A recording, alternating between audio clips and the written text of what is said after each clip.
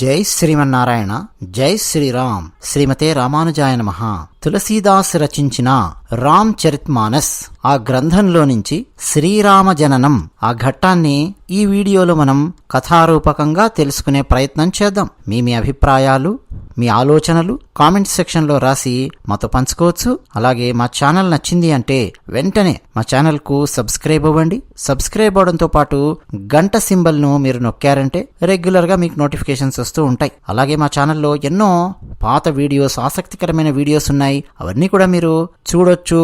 మీ అభిప్రాయాలు మాతో పంచుకోవచ్చు. తులసీదాస్ వారు చేసినటువంటి సేవ అనన్య సామాన్యం. మనం ఉత్తర భారతదేశానికి గనక వెళితే అక్కడ ఉన్న రాష్ట్రాలలో గ్రామానికి వెళితే ఇళ్లల్లో ప్రతిరోజు పారాయణ గ్రంథంలాగా రామకథ, రామ్ చరిత్ మానస్ పాడుకుంటూ ఉంటారు. చదివేవాళ్లు చదువుతూ ఉంటారు, పాడేవాళ్లు పాడుకుంటూ ఉంటారు. నేను ఉత్తర భారతదేశానికి వెళ్ళినప్పుడు కూడా అయోధ్యలోను, కాశీనగరంలోను, అలాగే ప్రయాగరాజ్లోను, ఇంకా ఇతర ప్రాంతాలలోను గ్రామాన రామకథ దేవాలయాలలో కూడా పాడుకుంటూ ఉండడం గమనించాను. తులసీదాస్ అనే మహానుభావుడు గనక రామ్ చరిత్ మానస్ రాయకపోయి ఉంటే ఉత్తర భారతదేశం ఈరోజు ఇప్పుడున్న విధంగా మనకు దక్కి ఉండేది కాదు అని గురుగారు సుందర చైతన్యానంద స్వామి వారు ఒకసారి వ్యాఖ్యానించారు. ఇప్పటికీ ఆ వ్యాఖ్యానం నాకు గుర్తుంది. తులసీదాస్ గనక ఆనాడు రామకథ రాసి అందివకపోయి ఉంటే అసలు ముస్లిములండి ఆనాడు పరిపాలించిన విధానం గాని, భారతీయ సనాతన ధర్మాన్ని అడుగడుగునా తొక్కి నాశనం చేసిన విధానం గాని అతి భయానకం. మన దక్షిణ భారతదేశంలో పడినటువంటి ప్రభావం కంటే ఉత్తర భారతదేశం మీద పడినటువంటి ప్రభావము 10 ఎక్కువ. మనకు అక్కడక్కడ దక్షిణ భారతదేశంలో దేవాలయాలు ధ్వంసమై కనిపిస్తుంటాయి. భారతీయ సనాతన ధర్మము, సంస్కృతి అక్కడక్కడ నాశనమైనట్టుగా, శిథిలావస్థలో ఉన్నట్టుగా అక్కడక్కడ మనకు కనిపిస్తూ ఉంటాయి. అంతకు 10 రెట్లు నాశనం ఉత్తర భారతదేశంలో జరిగింది. కానీ అంతటి భయానకమైన పరిస్థితుల్లో కూడా అక్బర్ పరిపాలిస్తున్నటువంటి కాలంలో తులసీదాస్ రామ్ చరిత్ మానస్ రచించి రామకథ పాడుకునే విధంగా, జనాల నోళ్లల్లో మెదిలే విధంగా, కదిలే విధంగా అందించారు. మరి శ్రీరామ జననం ముందు ఏం జరిగింది, వృత్తాంతము, తులసీదాసు ఏ విధంగా రచించారో ఆ కథ మనం తెలుసుకుందాం. తులసీదాసు రామాయణంలో అండి శివుడు పార్వతికి రామకథ చెప్పే విధంగా రామాయణాన్ని డిజైన్ చేసుకున్నారు తులసీదాస్ గారు. అంటే ఆ పరమశివుడి నోటి నుంచి పార్వతీ మాతకు అందుతూ ఉంటే రామాయణం, ఆ రామాయణాన్ని యాజ్ఞవల్క్య మహర్షి భరద్వాజ మహర్షికి చక్కగా ఆశ్రమంలో కూర్చుని వివరిస్తూ ఉంటారు. ఇదయ్యా రామకథ, శివుడు పార్వతికి ఈ విధంగా చెప్పాడు, అదే నేను నీకు చెప్తూ ఉన్నాను అని యాజ్ఞవల్క్య మహర్షి నోటి నుంచి భరద్వాజ మహర్షికి అందిస్తూ అలా కథను మనకు అందించాడు తులసీదాస్. రావణాసురుడి గురించి మొదలు పెడదాం మనం. రాముడు పుట్టడం కంటే ముందు విలన్ ఇంట్రొడక్షన్ అంటాం కదా, అలా రావణాసురుడి గురించి మాట్లాడితే రామచరిత్ మానస్లో రావణాసురుడు 10 తలలు 20 భుజాలు ఉండి అతి భయంకరమైన వాడు. ప్రచండు, శూరుడు, వీరుడు, ధీరుడు అంతా బానే ఉంది. వీరత్వానికి ఏం లోటు లేదు. కానీ మనస్తత్వమే భయంకరమైనది. అణువున అహంకారం, ఎవరు ఏం చెప్పినా వినడు. భయంకరమైన అహంకారం. ఈగో అంటామే, ఈగోయిజం అంటాం. ఇక ego to the power of ego to the power of ego to the power of ego to the power of ego అట్లా రాసుకుంటూ వెళితే ఎంత ఉంటుందో అది అనంతం. అంత భయంకరమైన అహంకారం, పైగా దుష్ట లక్షణాలు. దీనికి తోడు రావణాసురునికి తమ్ముడు కుంభకర్ణుడు మహాబలశాలి. అయితే వాళ్ళ ఇంట్లో విభీషణుడు పుట్టాడు. విష్ణు భక్తుడు, విజ్ఞానము, ఒక పక్క భక్తి, మరో పక్క ప్రశాంతత, ఇవన్నీ కలగలిపి ఉన్న లక్షణాలతో విభీషణుడు పుట్టాడు. ఇక భయంకరమైన రాక్షసులు, కామరూపులైనటువంటి రాక్షసులు, దుష్టులైనటువంటి రాక్షసులు, కుటిల బుద్ధి ఉన్నటువంటి రాక్షసులు, వివేకహీనులైనటువంటి రాక్షసులు, నిర్దయులైనటువంటి రాక్షసులు, నిరంతరం హింసనే వృత్తిగా కలిగినటువంటి వారు, హింసాపరులు. ఏం చేస్తున్నావురా అంటే హింసిస్తున్నాను అని సమాధానం చెప్తే ఎలా ఉంటుంది? దేనికి హింసిస్తున్నావురా అంటే రావణాసురుడు చెప్పాడు హింసించమని, హింసిస్తున్నాం. పాపులు, ఇటువంటి భయంకరమైన వాళ్ళు, ప్రపంచాన్ని పీడించేవాళ్ళు, వీళ్ళందరూ రావణాసురుడి చుట్టూ చేరారు. వాళ్ళందరినీ చేరదీశాడు. సినిమా పరిభాషలో చెప్పాలంటే పెద్ద పెద్ద విలన్లను, రౌడీలను, గుండాగాళ్లను, పచ్చినెత్తులు తాగే హంతకులు, రాక్షస బుద్ధి ఉన్నటువంటి వాళ్ళు ఉంటారే, అలాంటి వాళ్ళందరికీ మించినటువంటి మహా విలన్ అన్నమాట రావణాసురుడు. రామాయణంలో. అటువంటి వాళ్ళందరినీ చేరదీశాడు. అయితే పుట్టిందేమో పవిత్రమైన నిర్మలమైన పులస్త్యుని వంశంలో పుట్టారు. కానీ చేస్తున్నటువంటి పనులేమో భయంకరమైన పనులు. రావణ, కుంభకర్ణ, విభీషణ ముగ్గురు కూడా ఘోరమైన తపస్సు చేశారు. ఆ తపస్సుకు మెచ్చి బ్రహ్మదేవుడు ప్రత్యక్షమయ్యాడు. నాయనా, నేను మీ తపస్సుకు ప్రసన్నున్నయ్యాను, ఏం కావాలో కోరుకోండి అని బ్రహ్మదేవుడు అడిగాడు. రావణాసురుడు వినయంగా బ్రహ్మదేవునికి నమస్కరించి పాదాభివందనం చేసి స్తుతించి, బ్రహ్మదేవా, నరులు వానరులు వాళ్ళు నన్నేం చేయలేరు, అసలు వాళ్ళు నా ముందు పిపీగిల్లికాలు లాంటి వాళ్ళు, నరులు వానరులు వీళ్ళు తప్ప ఇంకెవరి వల్ల అయినా సరే నాకు చావు రాకూడదు, అలా నాకు వరమివ్వు అని అడిగాడు. బ్రహ్మదేవుడు వెంటనే తథాస్తు అన్నాడు. పరమశివుడు పార్వతీమాతకు ఈ కథంతా చెప్తూ, నేను కూడా తథాస్తు అన్నాను, నేను కూడా సరే కానీ అన్నాను అని శివుడు పార్వతీమాతకు చెప్తూ ఉన్నాడనమాట. తర్వాత బ్రహ్మ కుంభకర్ణుని చూసి ఏం కావాలయ్యా అని చెప్పి అడిగాడు. అయితే బ్రహ్మదేవుడు కుంభకర్ణుణ్ణి చూడగానే బ్రహ్మదేవుడి మనస్సులో ఒక ఆలోచన మెదిలింది. ఈ దుష్టుడు, ఈ భయంకరమైన వాడు చూస్తే కొండంతున్నాడు, ఇతడు ప్రతిరోజు తినుకుంటూ కూర్చున్నాడంటే ఈ దేహానికి ఈ ప్రపంచం మొత్తం నాశనం అయిపోతుంది అని ఆలోచించాడు. తన భార్య శారదామాత అంటే సరస్వతీదేవి, ఆమెను కోరాడు. వెళ్ళు, వీడి నాలుక మీద ఉండి వీడి చేత వరాన్ని పలికించు అని చెప్పి అడిగాడు. సరస్వతీమాత కుంభకర్ణుడి నాలుక మీదకి వచ్చి కూర్చున్నది.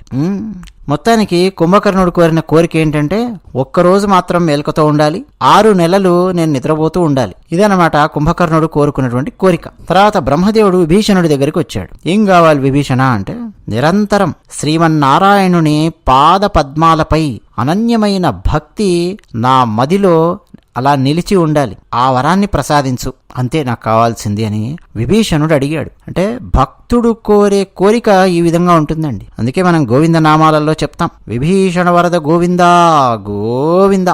ఇప్పటికీ విభీషణుడు తమిళనాడులోని శ్రీరంగ క్షేత్రం శ్రీరంగనాథుణ్ణి దర్శించడానికి రాత్రి సమయాలలో వస్తూ ఉంటాడు అని ప్రతీతి. సరే, ఇక వీళ్లకు వరాలిచ్చి బ్రహ్మదేవుడు సత్యలోకానికి వెళ్ళిపోయాడు. ఇక వీళ్ళు ముగ్గురు కూడా మళ్ళీ వీళ్ళ ఇంటికి వచ్చారు. మయుడు అని ఒక రాక్షసుడు ఉన్నాడు.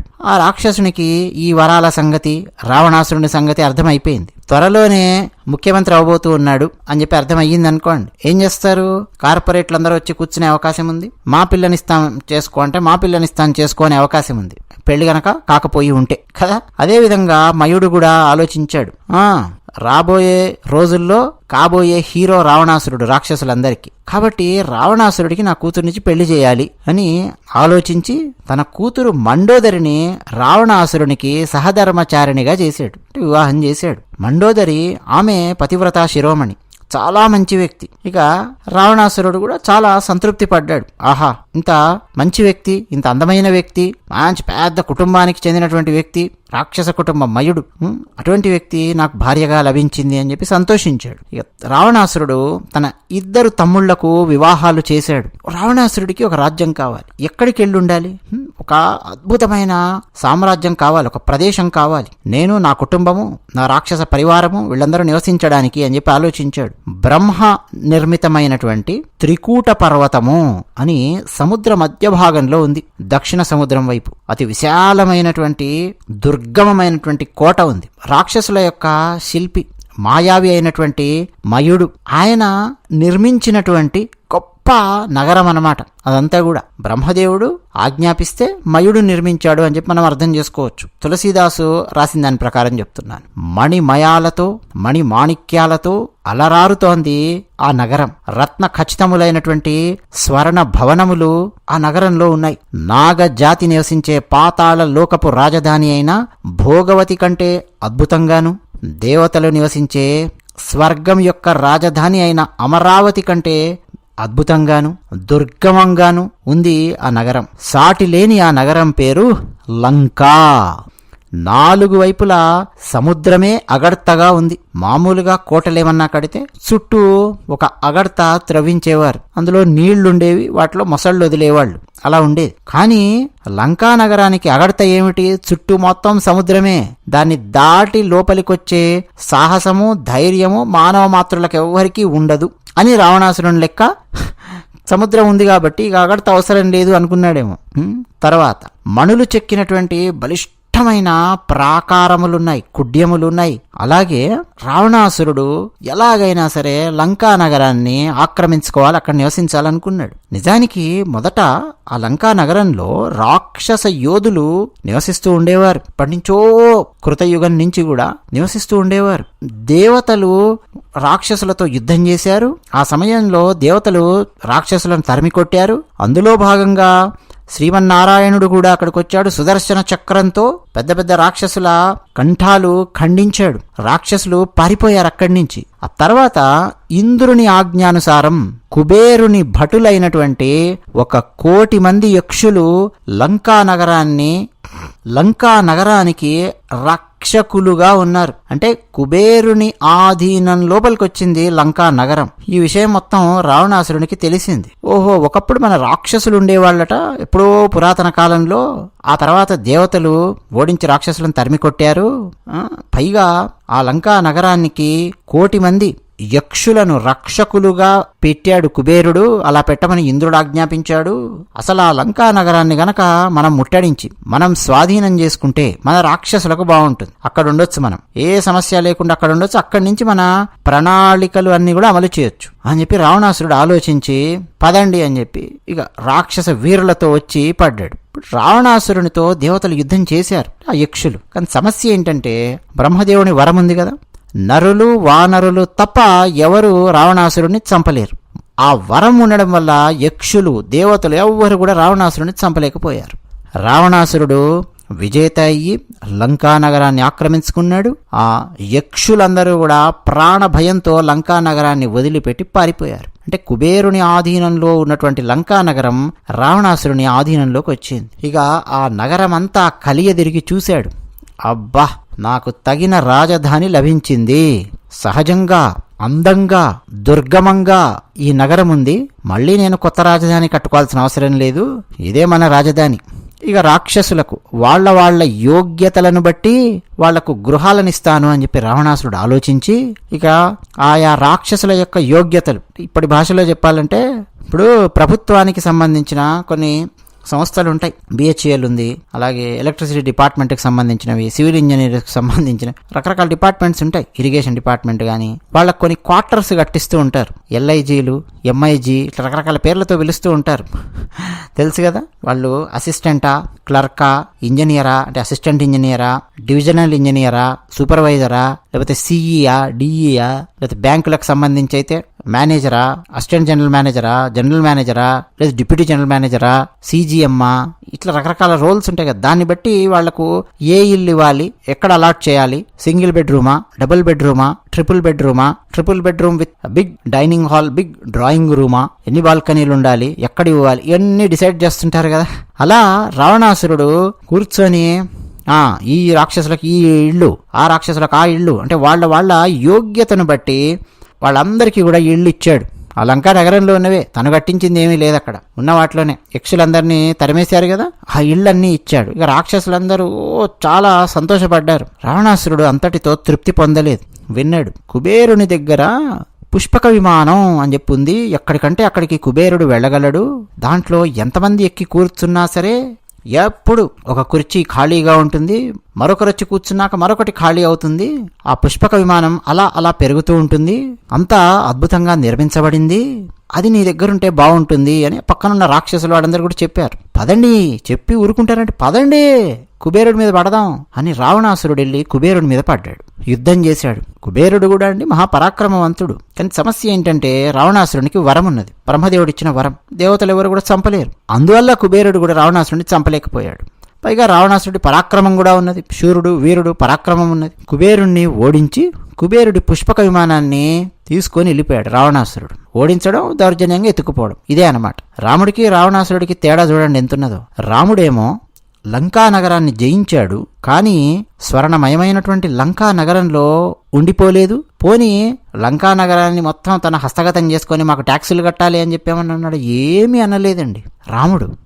అనయ్య భలే ఉంది కదా లంకా నగరము అని చెప్పి లక్ష్మణుడు అంటే ఇక్కడే ఎందుకు ఉండిపోకూడదు అన్న కోణంలో లక్ష్మణుడంటే మొత్తం రావరావణ యుద్ధం అయిపోయాక జననీ జన్మభూమిశ్చ స్వర్గాదపి గరీయసి అన్నాడు రాముడు. అయోధ్య నగరం ఉందయ్యా, మనం పుట్టినటువంటి నేల అయోధ్య, మన తల్లి, మన నేల తల్లి, ఈ రెండు కూడా స్వర్గం కంటే గొప్పవి లక్ష్మణ అని రాముడు సమాధానమిచ్చాడు. ఓడించాను కదా, దౌర్జన్యం చేద్దాం, ఎత్తుకుపోదాం, లాక్కుపోదాం, ఇటువంటి లక్షణాలు లేవు. అదే అండి రాముడి లక్షణాలు. ఆ లక్షణాలు గనక ఉంటే మొత్తం ప్రపంచమంతా కూడా సుభిక్షంగా ఉంటుంది. కానీ సమస్య ఏంటంటే రావణాసురుడి లక్షణాలు ఉన్నటువంటి వాళ్ళు కూడా ఉంటారు కదా. మరి ఏం చేయాలి అలాంటి లక్షణాలు ఉన్నటువంటి వాళ్ళను? చెప్పండి. ఒక చెంప మీద కొడితే మరో చెంప చూపించము, ఇది కాదు కదా. ఈ రావణాసురుడు లాంటి వాడి దగ్గర అలా మరో చెంప చూపిస్తే మరో చెంప మీద కూడా వాయించిపోతాడు, కాదు కదా. ఇప్పుడున్న చూడండి భారతదేశం, ఘర్మే గుస్కే మారేంగే అని ఆ పక్కనున్న ఆకుపచ్చ దేశంగాడు మన భారతదేశం లోపలికి చొచ్చుకొని వచ్చి ముష్కరులను పంపించి మన సైనికులను పొట్టన పెట్టుకుంటే వెంటనే మన భారత ప్రధాని నరేంద్ర మోదీ గారు ఏం చేశారు? సర్జికల్ స్ట్రైక్ వెళ్ళి కొట్టేసి వచ్చారు. మన రాముడు నేర్పించినదే. ఇప్పుడు మన వాళ్ళు ఉంటారండి క్రికెటర్స్, భారతదేశంలో అద్భుతంగా ఆడేవాళ్ళు, అస్సలు స్పిన్ పిచ్చెస్ ఉంటాయి, అద్భుతంగా ఆడేవాళ్ళు. ఆస్ట్రేలియాకో సౌత్ ఆఫ్రికాకో న్యూజిలాండ్కో వెళ్ళినప్పుడు గమనిస్తుండేవాళ్ళం. టెస్ట్ మ్యాచ్లు ఆడుతూ ఉన్నప్పుడు ముఖ్యంగా వీళ్ళ అసలు ప్రతిభ ఎంత ఉన్నది, ఏమిటి, విదేశీ పిచ్చులలో ఎలా ఆడతారో అన్నది బయటకు వస్తుంది. పాత తరం వివిఎస్ లక్ష్మణో, సచిన్ టెండూల్కరో, ద్రావిడో వీళ్ళు ఎదుర్కొనేవాళ్ళు. ఆ బంతులను ఆ పిచ్చెస్లో నిలబడి ఆడుతూ ఉండేవాళ్ళు. మిగతా వాళ్ళు చాలా మంది చేతులు ఎత్తేస్తూ ఉండేవాళ్ళు, బెంబేలు ఎత్తిపోతూ ఉండేవాళ్ళు. హోమ్ పిచ్లో కొట్టడం సరేనన్నా, విదేశీ పిచ్లో వెళ్ళి కొట్టాలి. రాముడు చేసింది ఏంటి? హోమ్ పిచ్లో కాదు కొట్టింది, విదేశీ పిచ్ మీద. వాడి దగ్గరికి వెళ్ళి, వాడి ఊరికి వెళ్ళి, వాడి నగరానికి వెళ్ళి, వాడికి ఎక్కడైతే బలం ఉందో అక్కడికి వెళ్ళి వాడిని కొట్టొచ్చాడు. కావాలని కాదు, తప్పు చేశాడు కాబట్టి, నేరం చేశాడు కాబట్టి, పాపం చేశాడు కాబట్టి. అవునా కాదా? ఇప్పుడు మన భారతదేశం కూడా అదే అనుసరిస్తోంది. మేమెవరి జోలికి రామ్ నాయన, మా తిప్పలు మేమేదో పడతాం, మా జీవితం ఏదో మేము గడుపుతాం దేశాన్ని ముందుకు తీసుకెళ్లడానికి. కాదు కూడదు అని చెప్పి దేశం మీదకి వచ్చారా, ఏమైనా చేశారా, సరే మేమేం చేయాలో అది చేస్తాం. మీరు మా దేశం లోపలికి వచ్చి ఏదో చేసి వెళ్తున్నారు అనుకోండి, మీ దేశం లోపలికి వెళ్ళి దాక్కుంటున్నారు, సరే ఏం చేయాలో అది చేస్తాం అని అదే చేస్తున్నారు. సరిగ్గా రాముడి నీతిని అనుసరిస్తూ ఉన్నారు నరేంద్ర మోదీ గారు. అంటే రాముని యొక్క అడుగు జాడల్లో నడుస్తూ ఉన్నారు. ఇక రావణాసురుడు అంతటితో ఆగలేదు, పరమశివుణ్ణి మెప్పించాడు. కైలాస పర్వతాన్ని ఎత్తి తన భుజ బలాన్ని పరీక్షించుకున్నాడు. పరమశివుడు సంతోషించాడు, ఏం భుజబలం ఉన్నది అని చెప్పి. తర్వాత నేను తులసీదాసు రామాయణంలో రచించింది చెప్తున్నానండి. లేదండి అక్కడ ఇలా ఉంది, ఇక్కడ ఇలా, నాకు అవన్నీ చెప్పొద్దండి. వాల్మీకి రామాయణం మనకు ప్రధానం, మనకు తెలిసిందే. ఎప్పుడెప్పుడు ఎక్కువగా వాల్మీకి రామాయణమే మనం మాట్లాడుతూ ఉంటాం కదా. ఈసారి మన అయోధ్య రామయ్య మనకు దక్కాడు. అయోధ్య అనగానే మనందరికీ గుర్తు రావాల్సింది సంత్ తులసీదాస్. వారు రచించినటువంటి రామచరితమానస్ కొన్ని వందల ఏళ్ల నుంచి ఎన్నెన్నో ఇళ్లల్లో ఆ గ్రంథం, ఆ పాటలు, ఆ దోహాలు, చౌపాయీలు మారు మ్రోగిపోతూ ఉన్నాయి. ముస్లింలందరూ వచ్చి రామనామం జపిస్తే మీ నాలుకలు చీరేస్తాము అన్నటువంటి పరిస్థితుల్లో కూడా ఇళ్లల్లో రామ భజన చేసినటువంటి అద్భుతమైన సంఘటనలు ఎన్నో ఉన్నాయి భారతదేశంలో. కారణం తులసీదాసులంటి మహానుభావులు. ఇటువంటి వారు ఎందరో పుట్టారు. సంస్కృతంలో ఉన్నటువంటి వాల్మీకి రామాయణాన్ని మరింతగా పాడుకునే విధంగా ఆ రోజుల్లో ఆ ప్రాంతంలో ఎక్కువ మంది ఉపయోగించే భాష అవధ్ భాషలో తులసీదాస్ రచించి వారికి అందించారు. మన అయోధ్య రాముడు తిరిగి తన స్వగృహానికి వచ్చినటువంటి ఈ సందర్భం తర్వాత జరుగుతున్న మొదటి శ్రీరామనవమి కాబట్టి సంత్ తులసీదాస్ రచించిన రామాయణాన్ని ఎన్నుకొని మనం రామకథ చెప్పుకుంటూ ఉన్నాము. మనందరం కూడా తరిస్తూ ఉన్నాం. సరే, ఇక రావణాసురుడు ఇక లాభం వచ్చి పడుతోంది అనుకోండి ఎవరికన్నా, లోభం కూడా ఎక్కువ అవుతుంది అన్నాడు తులసీదాస్. చాలా బాగా రాశాడండి. లాభం వచ్చి పడుతుంటే లోభం పెరుగుతుంది అన్నాడు. నా జీవితంలో కూడా అండి నేను అటువంటి వాళ్లను చాలా మందిని చూసే అవకాశం నాకు వచ్చింది. డబ్బులు విపరీతంగా వస్తూ ఉంటాయి, కానీ ఖర్చు పెట్టడానికి వెనకాడుతూ ఉంటారు. ఆ డబ్బులను తీయరు, విపరీతంగా వస్తుంటాయి. ఒకప్పుడు అంటే నువ్వు కష్టపడ్డావు సరే, బస్సుల్లో తిరిగానండి, చిన్నప్పుడు నడిచి వెళ్ళానండి ఇవన్నీ చెప్పావు సరే. ఇప్పుడు లక్షలు వచ్చి పడుతూ ఉన్నాయి. ఉద్యోగమో వ్యాపారమో ఏదో చేస్తూ ఉన్నావు అనుకో, ఏదో ఎక్కడికో వెళ్ళాలి, ఒక ప్రదేశం నుంచి మరో నగరానికి వెళ్ళాలనుకోండి, ఒక రైలో లేదా ఒక విమానం బుక్ చేసుకొని, ఫ్లైట్ టికెట్ బుక్ చేసుకొని వెళ్ళగలిగే అవకాశం నీకుంది. ఆ టైంలో కూడా మీ నిమిషాలు నేను లెక్కెడతాను, ఎర్ర బస్సులు ఎక్కడున్నాయో చూస్తాను, ఇక్కడి నుంచి అక్కడ దిగుతాను, అక్కడి నుంచి ఇక్కడ దిగి, ఇక్కడి నుంచి అక్కడ దిగి నా కుటుంబంలో ఉన్న వాళ్ళందరినీ ఇబ్బంది పెడతాను, అవసరం లేదు. హైదరాబాద్ నుంచి ఢిల్లీ వెళ్ళాలి, రైళ్లలో వెళతాం, డబ్బులు బాగా ఉన్నాయనుకోండి, ఆ టైంలో కూడా నేను రైలు ఎక్కే ప్రయత్నం చేస్తాను, ఎందుకు, ఫ్లైట్ డబ్బులు పెట్టు, వెళ్ళు, విస్తృతంగా వచ్చి పడుతున్నాయి కదా డబ్బులు, దానివల్ల నీ ఆస్తి అని తరిగిపోదు. ఇప్పుడు ఈ చిన్న ఆలోచన చాలా మందికి ఉండదు. దుబారా ఖర్చు చేయమని చెప్పి ఎవరు చెప్పట్లేదండి. డబ్బులు వచ్చి పడుతున్న సమయంలో కూడా కాస్త జేబులో చెయ్యెట్టి 4 డబ్బులు తీయడానికి కింద మీద పడతారు. చాలా మందిని గమనించవచ్చు. లాభం ఎక్కువ అవుతుంటే లోభం కూడా పెరుగుతున్నట్టు అని రాశారు. తెలుసు పెరుగుతున్నట్టు. రావణాసురుని సుఖ సంపదలు, పుత్రులు, సైన్యము, బలము, ప్రతాపము, ఇవన్నీ కీర్తి నిత్య నూతనంగా పెరుగుతూ పెరుగుతూ పెరుగుతూ పెరుగుతూ పెరుగుతూ వెళుతూ ఉన్నాయి. కానీ మంచితనం మాత్రం పెరగడం లేదు అని చెప్పి అన్నారు. ఓ పక్క బలవంతుడైన కుంభకర్ణుడు ఉన్నాడు కదా, సాటి లేనటువంటి యోధుడు, మద్యం తాగి బాగా తిని సుష్టుగా 6 నెలల పాటు వరుసగా నిద్రపోతూ ఉండేవాడు. అతను నిద్రపోవడానికి రావణాసురుడు ప్రత్యేకమైన భవనాన్ని నిర్మించాడు. నిద్ర లేవగానే, అసలు కుంభకర్ణుడు నిద్ర లేస్తున్నాడనంగానే లోకాలన్నీ గజగజ గజగజ వణికిపోయేవి. ఎప్పుడొచ్చి ఏ లోకం మీద పడతాడో తెలియదు, ఎవరిని భోంచేస్తాడో తెలియదు అని చెప్పి. అసలు ప్రతిదినం భోజనం చేశాడా, లోకాలు మిగలవు కదా. ఇక అటువంటి వాడు లేచేవాడు. ఆ లేచిన రోజు ఏదో ఒక సంగ్రామానికి ఎక్కడికో పంపించేవాడు రావణాసురుడు. వెళ్ళి కుంభకర్ణ, వెళ్ళి ఆ లోకం మీద వాడనేవాడు. వెళ్ళేవాడు, వాళ్ళని ఇష్టం వచ్చినట్టు చితగొట్టేవాడు, చంపేసేవాడు, కావాల్సినంత భోంచేసేవాడు, వాళ్ళని చాలా మంది తినేసేవాడు. లక్షలాది దేవతలా, యక్షులా, నాగులా, గరుడులా, కిన్నెరలా, కింపురుషులా సంబంధం లేదు. రావణాసురుడు చెప్పేవాడు అంతే, ఆర్డర్, ఆజ్ఞ. వెళ్ళి కుంభకర్ణ అక్కడికి వెళ్ళి చూసుకోపో అనేవాడు. వెళ్ళి ఆ ఒక్కరోజు బాగా వాళ్ళందరినీ తినేసి వచ్చి మద్యం బాగా తాగి 6 నెలలు మళ్ళీ నిద్రపోయేవాడు. ఇదంతా ఒక ఎత్తు అయితే, రావణాసురుడికి మరో పెద్ద బలం ఉన్నదండి. ఆ బలం పేరు మేఘనాథుడు. రావణాసురుని కుమారుడు. యుద్ధం చేయడంలో ఆరితేరున్నాడు. మేఘనాథుణ్ణి ఎదిరించి నిలబడగలిగే సామర్థ్యం ఎవరికీ లేదు.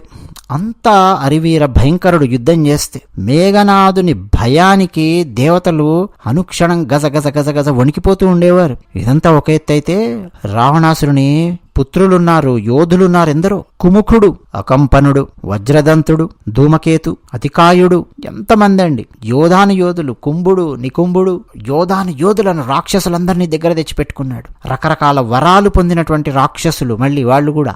రావణాసురుడంత స్థాయిలో వరాలు పొందకపోయినా వాళ్ళు కూడా కొద్దో గొప్ప తపస్సు చేసి వాళ్ళకు కావాల్సిన వరాలు, వాళ్ళకు కావాల్సినటువంటి ఆయుధాలు అవన్నీ పొందినవారే. పైగా పుట్టుకతో రాక్షసులు కాబట్టి కామరూపులు, కావాల్సినటువంటి మాయలు అవన్నీ కూడా వాళ్ళ దగ్గర ఉన్నాయి. ఇటువంటి రాక్షసులతో ఉన్నాడు. ఇక ఈ రాక్షసులందరండి మాయలలో ప్రవీణులు, కానీ వాళ్ళ హృదయంలో మాత్రం దయ, ధర్మము ఈ 2 కలలో కూడా కనిపించేవి కావు అన్నాడు తులసీదాస్. ముందు మనలో ఉంటే కదా కలలో కనిపించేది.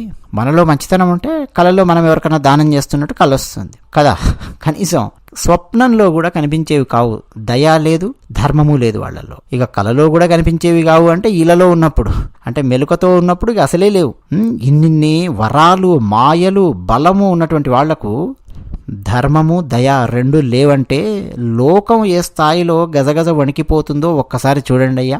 ఇక ఈ రావణాసురుడు, దశకంఠుడైన రావణాసురుడు ఒకరోజు సభ పెట్టాడు, కూర్చోబెట్టాడు అందరినీ. రాక్షసులు, యోధాను యోధులు అందరున్నారు. అతని కుమారులున్నారు, మనుమలున్నారు, బంధువులున్నారు, సేవకులున్నారు, రాక్షస యోధులు అందరున్నారు, అసంఖ్యాకంగా ఉన్నారు. పెద్ద సభ, పెద్ద సభాభవనం. మయుడు మరి ఆ స్థాయిలో కట్టాడు. అద్భుతమైనటువంటి ఆ సభాభవనంలో కూర్చొని ఒక్కసారి అందరినీ చూశాడు.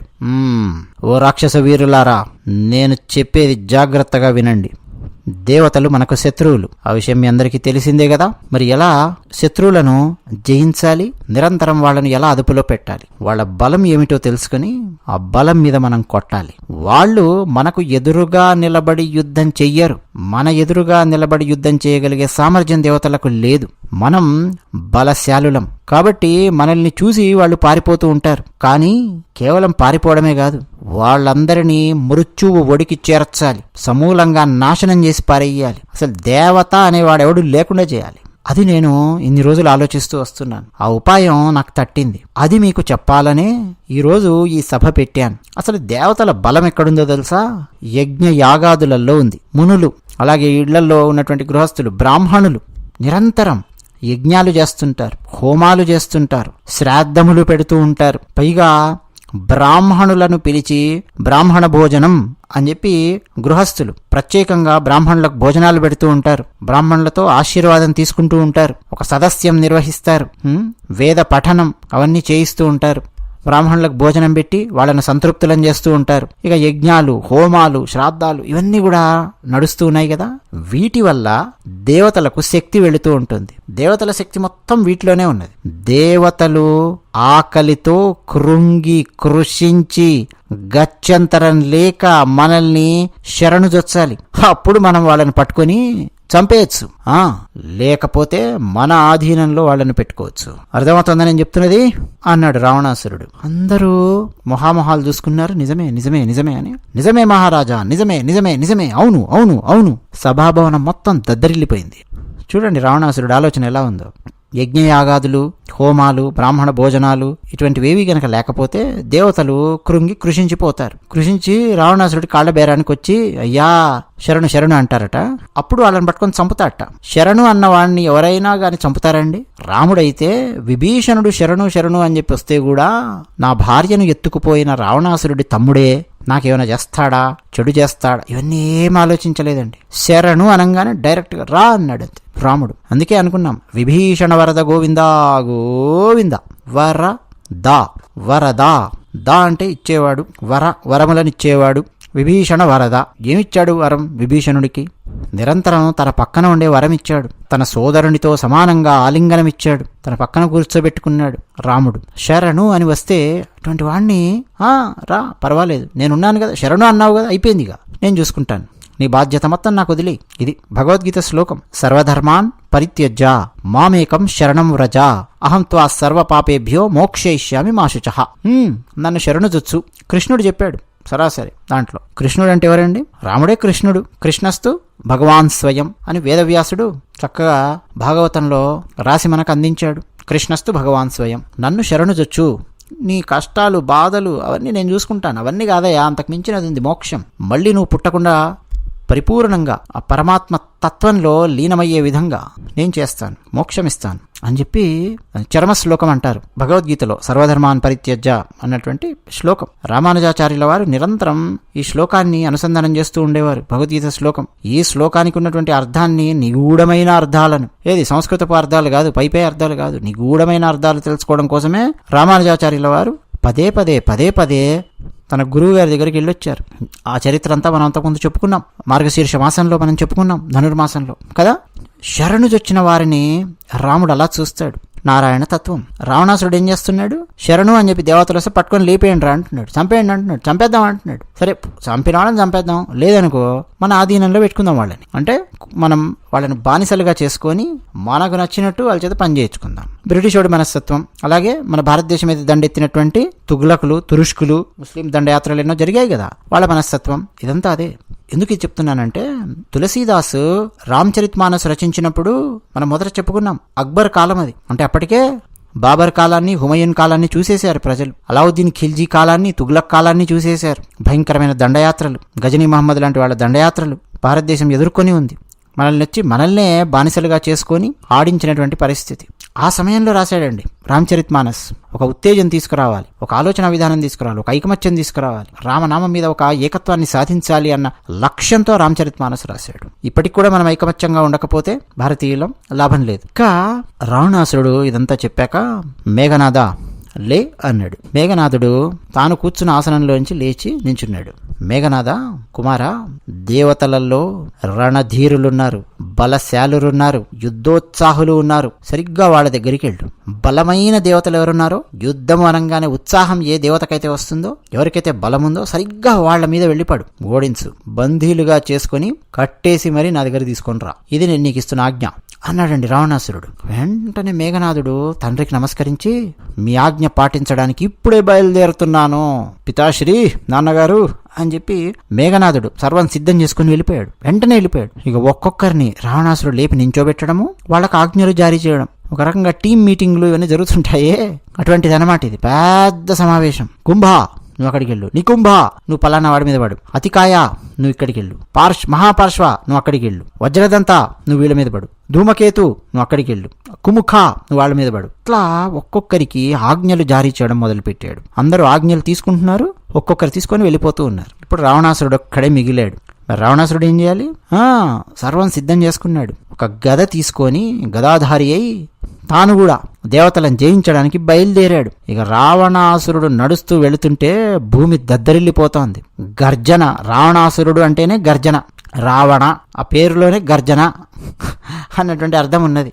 గర్జిస్తూ రావణాసురుడు ఏయ్ అని చెప్పి అరుస్తూ దేవలోకం మీద పడ్డాడు. ఆ గర్జనలకు సురకాంతలకు గర్భపాతములయ్యాయి అని చెప్పి రాశాడు తులసీదాస్. ఇక రావణాసురుడు కోపము, మదము, అహంకారంతో దేవతల మీద పడి కొడుతూ ఉంటే, గదా తీసుకొని మోదుతూ ఉంటే దేవతలు పారిపోతూ ఉన్నారు. అరే ఎందుకొచ్చి మా మీద పడ్డావు, మేము ఏం తప్పు చేశాము, ఎందుకొచ్చి మా మీద పడ్డావు అర్థం కాక దేవతలు కకావికలై అటు ఇటు అటు ఇటు పరిగెత్తుతూ మేరు పర్వతపు యొక్క గుహలల్లో తలదాచుకున్నారు.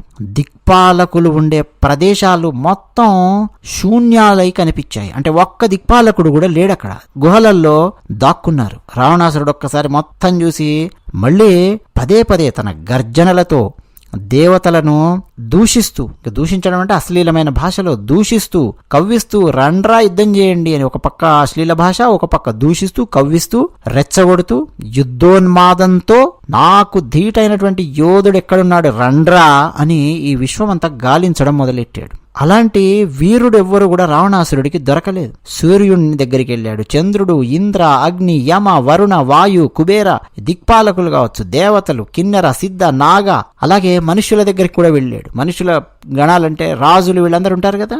ఆ రాజులలో చాలా మందికి రావణాసురుని వరం గురించి తెలీదు. తెలిసిన రాజులు ఉన్నా రావణాసురుని ముందు నిలబడగలిగేంతటి ధైర్యము, స్థైర్యము, పరాక్రమము వాళ్లలో లేవు. తలలు వంచుకున్నటువంటి పరిస్థితి. ఇక అందరు ఎవరైనా సరే రావణాసురుడి ఆజ్ఞ ప్రకారం నడుచుకోవాల్సిందే. ఇక మాట్లాడడానికి వీలు లేదు, రావణాసురుడికి ఎదురు చెప్పే వీలు లేదు. అలా రావణాసురుడు ఈ విశ్వమంతా గాలించడం మొదలెట్టాడు. ఇక బ్రహ్మ సృష్టిలో ఉన్న, చూడండి ఎంత చక్కగా రాశాడు తులసీదాస్ అంటే, ఇది ఒక చౌపాయిలో ఉంటుంది, నేను మీకు సరే తెలుగులో చెప్తూ ఉన్నాను.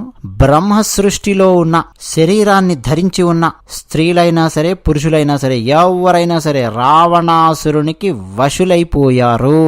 రావణాసురుణ్ణి ఎదిరించే పరిస్థితే లేకుండా పోయింది అని రాశాడు తులసీదాస్. బ్రహ్మ సృష్టిలో ఉన్న అని మొదలెట్టాడు చౌపాయి. ఇప్పుడు శ్రీమన్నారాయణుడు ఉన్నాడండి, బ్రహ్మ సృష్టిలో ఉన్నాడు. ఆయన బ్రహ్మ సృష్టిలో లేడు. ఆయన నుంచి కదా బ్రహ్మ ఉద్భవించింది.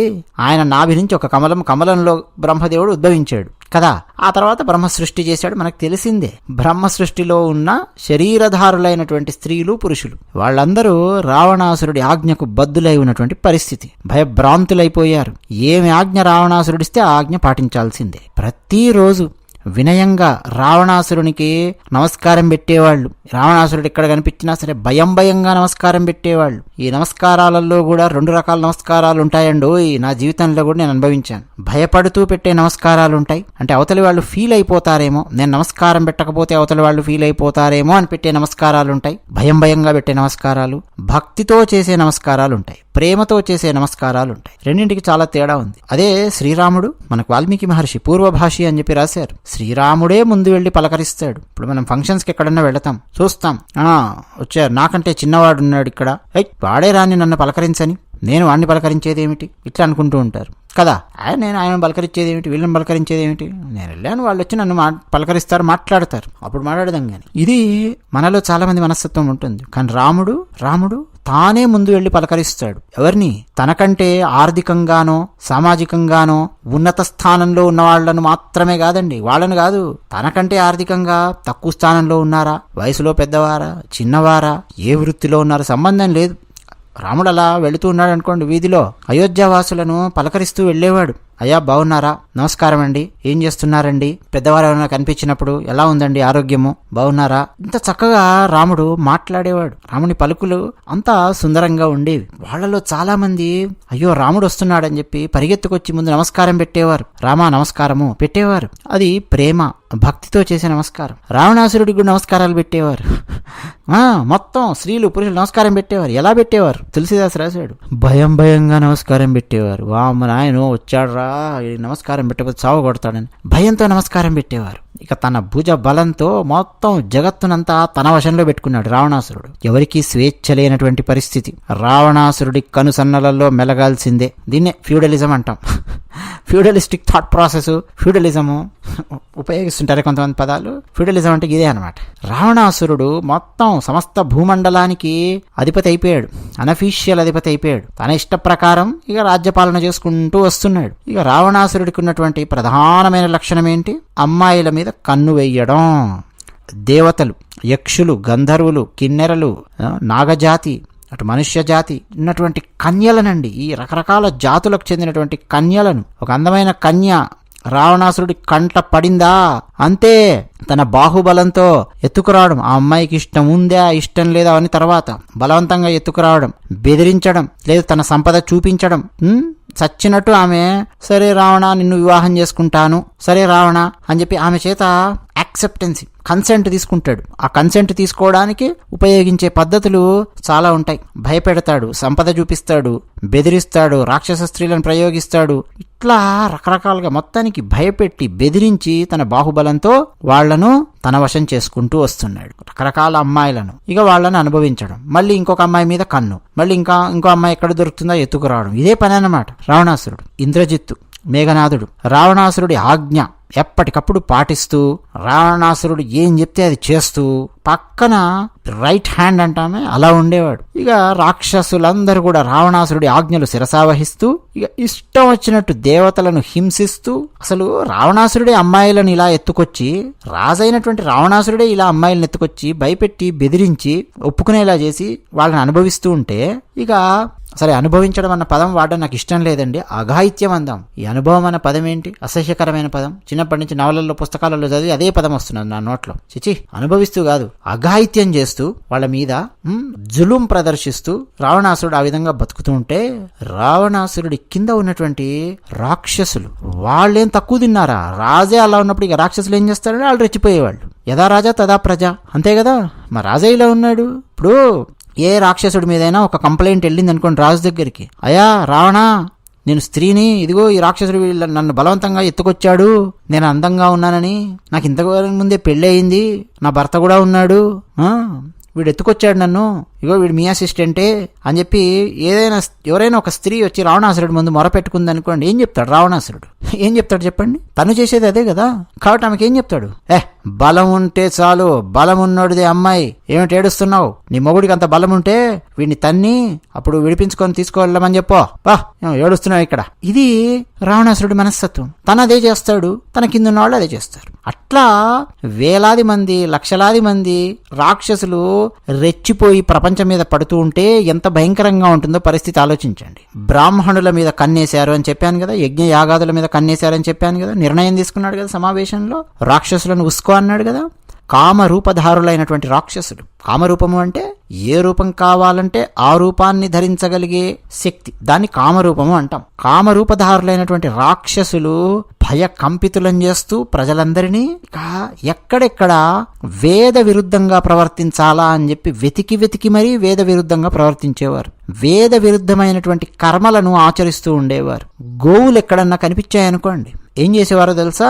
కామరూపధారులు కదా, ఆ గోవులను కాచేవారి సరిగ్గా ఆ రూపంలోకి వచ్చి గోవులను అలా తరుముతూ ఉన్నట్టు ఏ అడవి మధ్యలోకి తీసుకెళ్లేవాళ్ళు, ఏ పొదల్లోకి అడవులకు తీసుకెళ్లేవాళ్ళు. తీసుకెళ్లి అడవి చుట్టూ మొత్తం మంట పెట్టేవాళ్ళు. గోవులన్నీ ఆ మంటలో పడి శలభాల్లాగా కాలిపోతూ ఉండేవి. తులసీదాసు రాశాడు, గోవులను తగులబెట్టేవాళ్ళు, అగ్నికి ఆహుతి చేసేవాళ్ళు రాక్షసులు. బ్రాహ్మణులు ఎక్కడెక్కడున్నారు అని చెప్పి వెతికేవారు. ఇన్ఫర్మేషన్ మొత్తం వచ్చేది.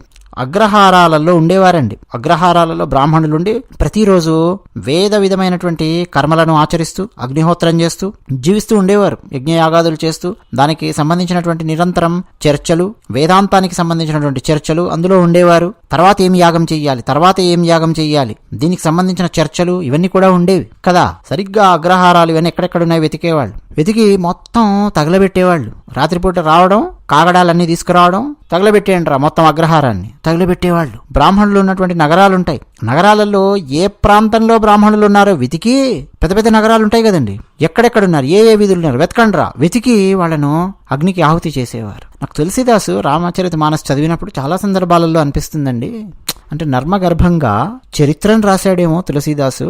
రామాయణంలో అంటే వాల్మీకి రామాయణంలో ఉన్నటువంటి దాన్ని మరింత ఎలాబరేటెడ్గా అక్కడక్కడ మనకు తులసీదాసు జీవించి ఉన్న సమయంలో చరిత్రలో ఏం జరిగిందో, ఆ ముస్లింల దండయాత్రలు అన్నీ జరిగి మొఘలాయిలు పరిపాలిస్తున్నటువంటి కాలంలో బ్రాహ్మణుల పరిస్థితి ఎలా ఉండేది, గోవుల పరిస్థితి ఎలా ఉండేది, వేద విధులైనటువంటి కర్మలను ఆచరించే వాళ్ళ పరిస్థితి ఎలా ఉండేది అన్నది అండర్ కరెంట్గా భవిష్యత్తులో రాబోతున్నటువంటి మనందరికీ అందించాడేమో తులసీదాస్ అని చెప్పి నాకు అనిపిస్తూ ఉంటుంది. అదే చేసేవాళ్ళు ముస్లిం దండయాత్రలో అని జరిగినప్పుడు. ఇంకా మొఘలాయిల కంటే ముందు ఖిల్జీ, తుగ్లక్ సేనలు వచ్చి కాకతీయ సామ్రాజ్యం మీద పడినప్పుడు ఎంత భయంకరంగా ఉండేది, ఎంత దారుణాలు చేశారు. బ్రాహ్మణులు దేవాలయాలు వదిలిపెట్టి, అగ్రహారాలు వదిలిపెట్టి రకరకాల అడవుల్లోకి ఎక్కడెక్కడికో పారిపోయినటువంటి పరిస్థితి. అంతమంది వచ్చి ముస్లింలు వచ్చి దుండగాలు. నాకెలా తెలుసంటారా, డాక్టర్ సూరవరం ప్రతాపరెడ్డి గారు అని హైదరాబాద్ ట్యాంక్ బండ్ మీద విగ్రహం కూడా ఉంటుంది, చూడొచ్చు. వారు చాలా అద్భుతంగా మన ఆంధ్రుల చరిత్రను లోతుగా అధ్యయనం చేసి రీసెర్చ్ జర్నల్స్ రాశారు. వాటన్నింటినీ అధ్యయనం చేసే అవకాశం నాకు వచ్చింది. పరిశోధనాత్మకమైనటువంటి జర్నల్స్ రాశారు. ఆంధ్రుల యొక్క సాంఘిక చరిత్ర ఎలా ఉన్నది, ఏమేం జరిగింది అని. అంటే బ్రాహ్మణుల మీద ఏ విధమైనటువంటి దాడులు, ఎన్ని హింసలు జరిగాయి అని. ఏం లేదండి, బ్రాహ్మణుణ్ణి యజ్ఞయాగాదులకు దూరం చేస్తే, వేదానికి దూరం చేస్తే, పూజాధికాలకు దూరం చేస్తే, ఓ దేవాలయానికి దూరం చేసేస్తే, ఇంకా తర్వాత భారతీయ సనాతన ధర్మం గురించి నలుగురికి చెప్పేవారు ఎవరు ఉండరు అన్న కోణంలో ముస్లింల యొక్క దండయాత్రలు మన భారతదేశం మీద జరిగాయి. దోచుకుపోవడానికి దండయాత్రలు జరగడము, దాంతోపాటు మన భారతీయ సనాతన ధర్మాన్ని ధ్వంసం చేసే కార్యక్రమాలు విస్తృతంగా జరిగాయి. అయోధ్యకు సంబంధించిన చరిత్రే చాలా పెద్ద చరిత్ర. ఒక్క అయోధ్య చరిత్ర చదివితేనే మనకు కళ్ళల్లో నీళ్లు తిరుగుతాయి. కాశీ చరిత్ర చదివినా, శ్రీరంగం చరిత్ర చదివినా అంత భయానకమైనటువంటి చరిత్రలు కదా.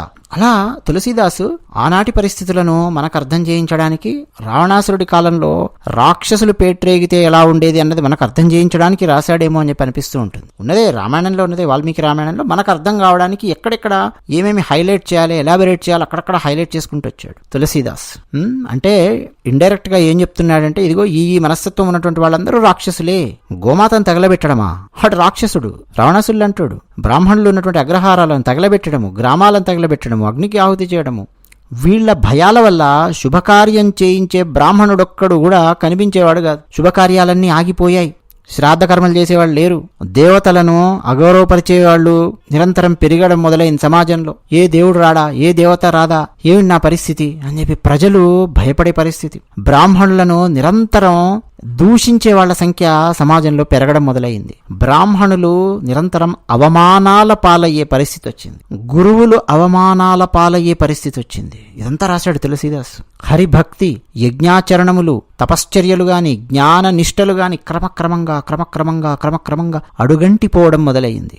వేద పఠనం గాని, పురాణ ప్రవచనములు గాని, ఒక పురాణం చదివేవాళ్ళు గాని, ప్రవచనాలు గాని కలలో కూడా వినిపించనటువంటి పరిస్థితి వచ్చింది అని రాశాడు తులసీదాస్. ఇదంతా ఎవరు చెప్తున్నారండి? యాజ్ఞవల్క్యుడు భరద్వాజ మహామునికి చెప్తున్నాడు, మర్చిపోవద్దు. ఇదంతా మళ్ళా ఎవరికి చెప్పారు? శివుడు పార్వతీమాతకు చెప్పాడు. శివుడు పార్వతీమాతకు చెప్పినటువంటి విషయాన్ని యాజ్ఞవల్క్యుడు భరద్వాజునికి చెప్తూ ఉన్నాడు. ఇదంతా మనకు తులసీదాస్ రామచరితమానస్సులో రాసి మృదు మధురంగా మనకు అందించాడు దోహాలు, చౌపాయిల ద్వారా.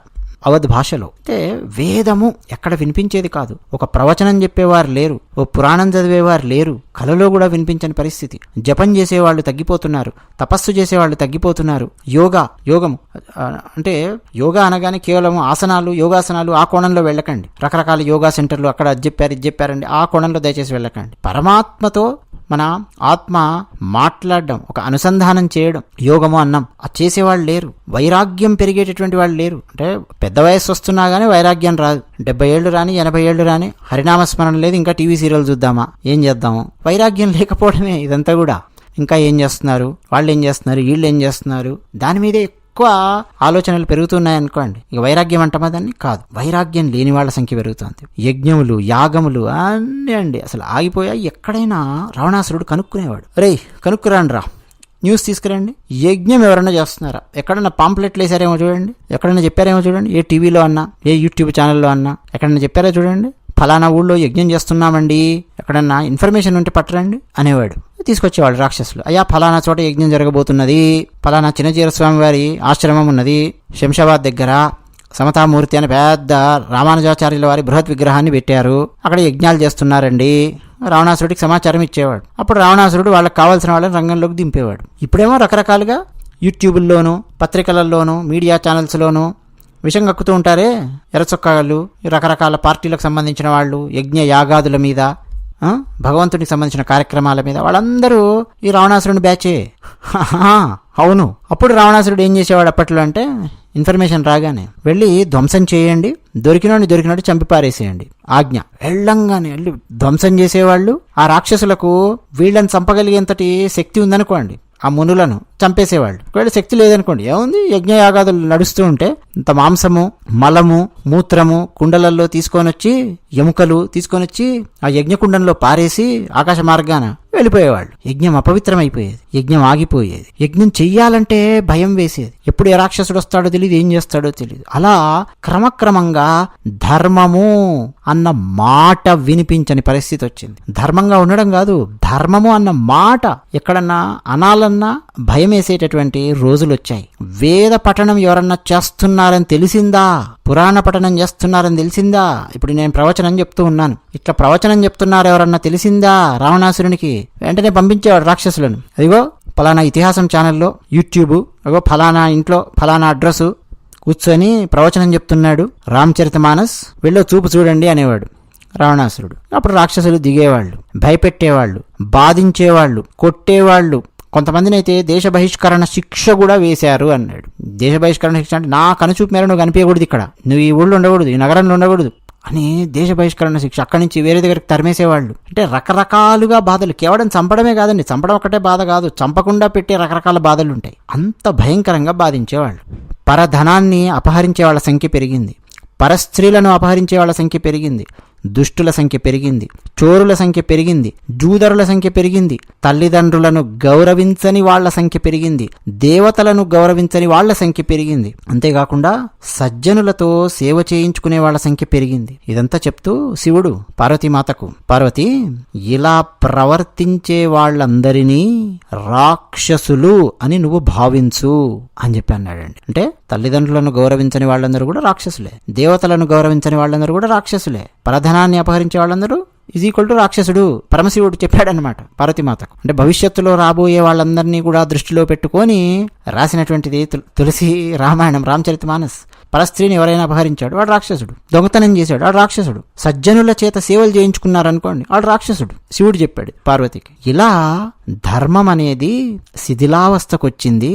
అప్పుడు భూదేవి బాధపడుతూ ఏడవడం మొదలుపెట్టింది. భూదేవి అన్నది, అయ్యో నాకు ఈ పెద్ద పెద్ద పర్వతాలు పెద్ద భారం కాదు, నదులు భారం కాదు, సముద్రాలు భారం కాదు, అయ్యో ఎంతైనా మోస్తాను, పెద్ద పెద్ద పర్వతాలను మోస్తాను, భారం కాదు. కానీ ఈ పాపాత్ములు ఎక్కువైపోయారు, బరువు పెరిగిపోతోంది, బరువు నేను భరించలేకపోతున్నాను, ఈ బరువు ఎలా మొయ్యాలి, ఈ పాపం యొక్క బరువు ఎలా మొయ్యాలి అని భూదేవి బాధపడడం మొదలుపెట్టింది. అయితే రావణాసురుడు చేస్తున్నటువంటి ఈ దుష్ట కార్యాలకు భూదేవి కూడా భయపడిపోయి పెదవి విప్పకుండా భారాన్ని అలాగే భరిస్తూ మనసులో బాధపడుతూ ఆలోచించి గోరూపాన్ని ధరించి దేవతల దగ్గరికి, మునుల దగ్గరికి వెళ్ళింది. దేవతలు మునులు కలిసినటువంటి సమావేశం ఏదో జరుగుతోంది, అక్కడికి వెళ్ళింది. గోరూపంలో వెళ్ళి విలపించడం మొదలుపెట్టింది. అందరూ ఏమైంది అని చెప్పి అడిగారు. దేవతలు మునులు అడుగుతున్నారు కానీ ఆమెను ఆపడానికి, ఆమెకు సహాయం చేయడానికైతే ఎవరు ముందుకు రాలేదు. వాళ్లకు తెలుసు ఆమె ఎందుకు ఏడుస్తోందో. ఏదో ఏమైంది ఎందుకు ఏడుస్తున్నావు, ఏదో నోటితో అడుగుతున్నారు కానీ నొసటితో, బాడీ లాంగ్వేజ్ అంటాం, అక్కడ మాత్రం సహాయం చేయడానికి మేము అశక్తులము, దయచేసి నీ సమస్య మాకు చెప్పకు అన్నట్టుగా ఉంది వాళ్ళ ప్రవర్తన. ఇక దేవతలు, గంధర్వులు, మునులు, గోరూపంలో ఉన్న భూదేవి వీళ్ళందరూ సత్యలోకానికి వెళ్లారు, అంటే బ్రహ్మలోకానికి వెళ్లారు. విషయమంతా బ్రహ్మగారికి అర్థమయ్యింది. అయితే బ్రహ్మగారు చేతులెత్తేశారు, నా వల్ల కాదు, నేనేమీ చేయలేను, ఈ విషయంలో నాకు అర్థమైంది మీ సమస్యగా, నేనేం చేయలేను అన్నారు బ్రహ్మగారు. ఇక భూదేవి పరిస్థితి ఎలా ఉంటుంది, ఆమె బాధలో ఉంది. అయితే వెంటనే బ్రహ్మదేవుడు ఒకే ఒక వాక్యం అన్నాడు, భూదేవి, నువ్వు ఎవరికి సేవ చేస్తావు? నీ సేవలు అందుకునే వాళ్ళు ఎవరు? ఆ శ్రీమన్నారాయణుడు. నిరంతరం నువ్వు ఆయనకే కదా సేవ చేసేది. ఆయనే మనందరినీ కాపాడగలడు, మనందరినీ రక్షించేవాడు ఆయనే. కాబట్టి శ్రీమన్నారాయణుని చరణాలను స్మరించు. ఆ శ్రీమన్నారాయణుడు తన భక్తుల కష్టాలన్నీ ముందే తెలుసుకొని ఉంటాడు. ఆయనకు తెలియదని కాదు, తెలుసు ఆయనకు. ఒకసారి ఆయన చరణాలను, శ్రీ చరణాలను స్మరించు. నీకుండే అత్యంత భయంకరమైన ఆపదలన్నింటినీ నారాయణుడు తొలగిస్తాడు అని బ్రహ్మదేవుడు భూదేవికి సలహా ఇచ్చాడు. ఇక దేవతలందరూ ఆ బ్రహ్మలోకంలో, ఆ సత్యలోకంలో కూర్చున్నారు.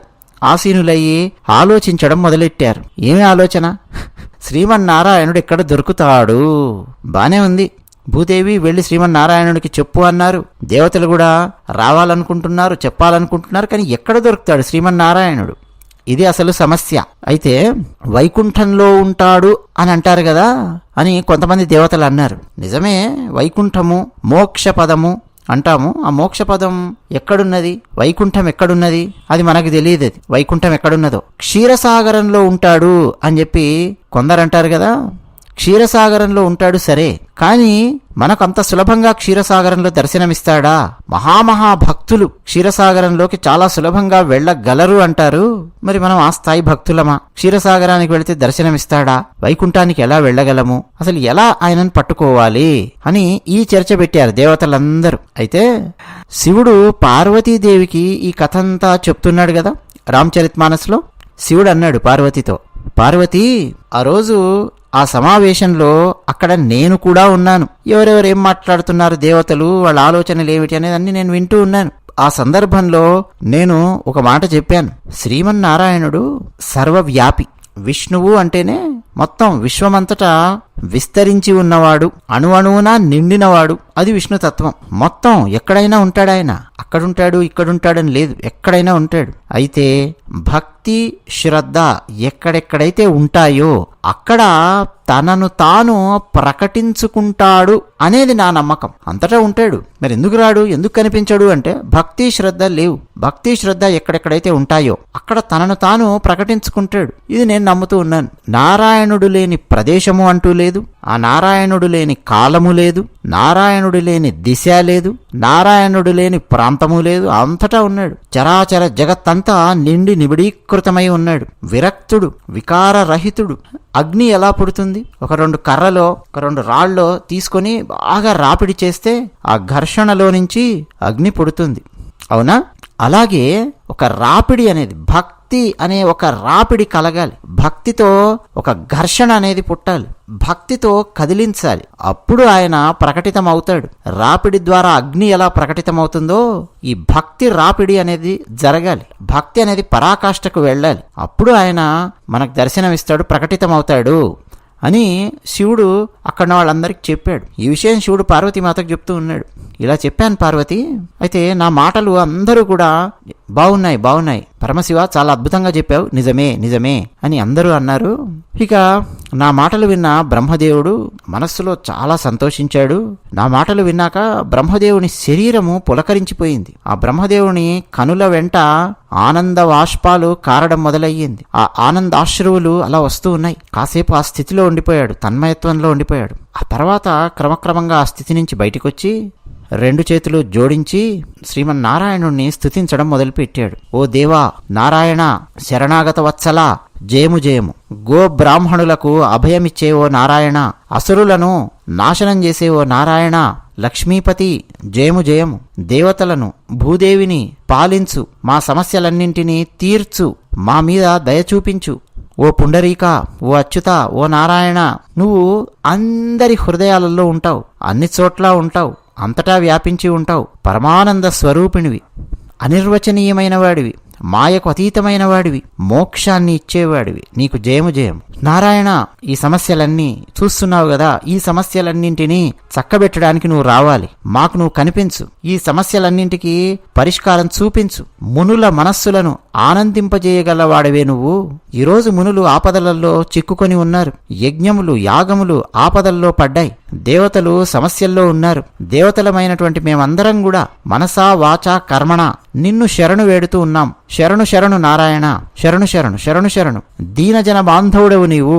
అసలు నీ మహిమను పూర్తిగా ఇక్కడున్న ఋషులు గాని, సరస్వతి గాని, వేదములు కాని, ఆదిశేషుడు కాని నీ మహిమ పూర్తిగా తెలుసుకోలేరు.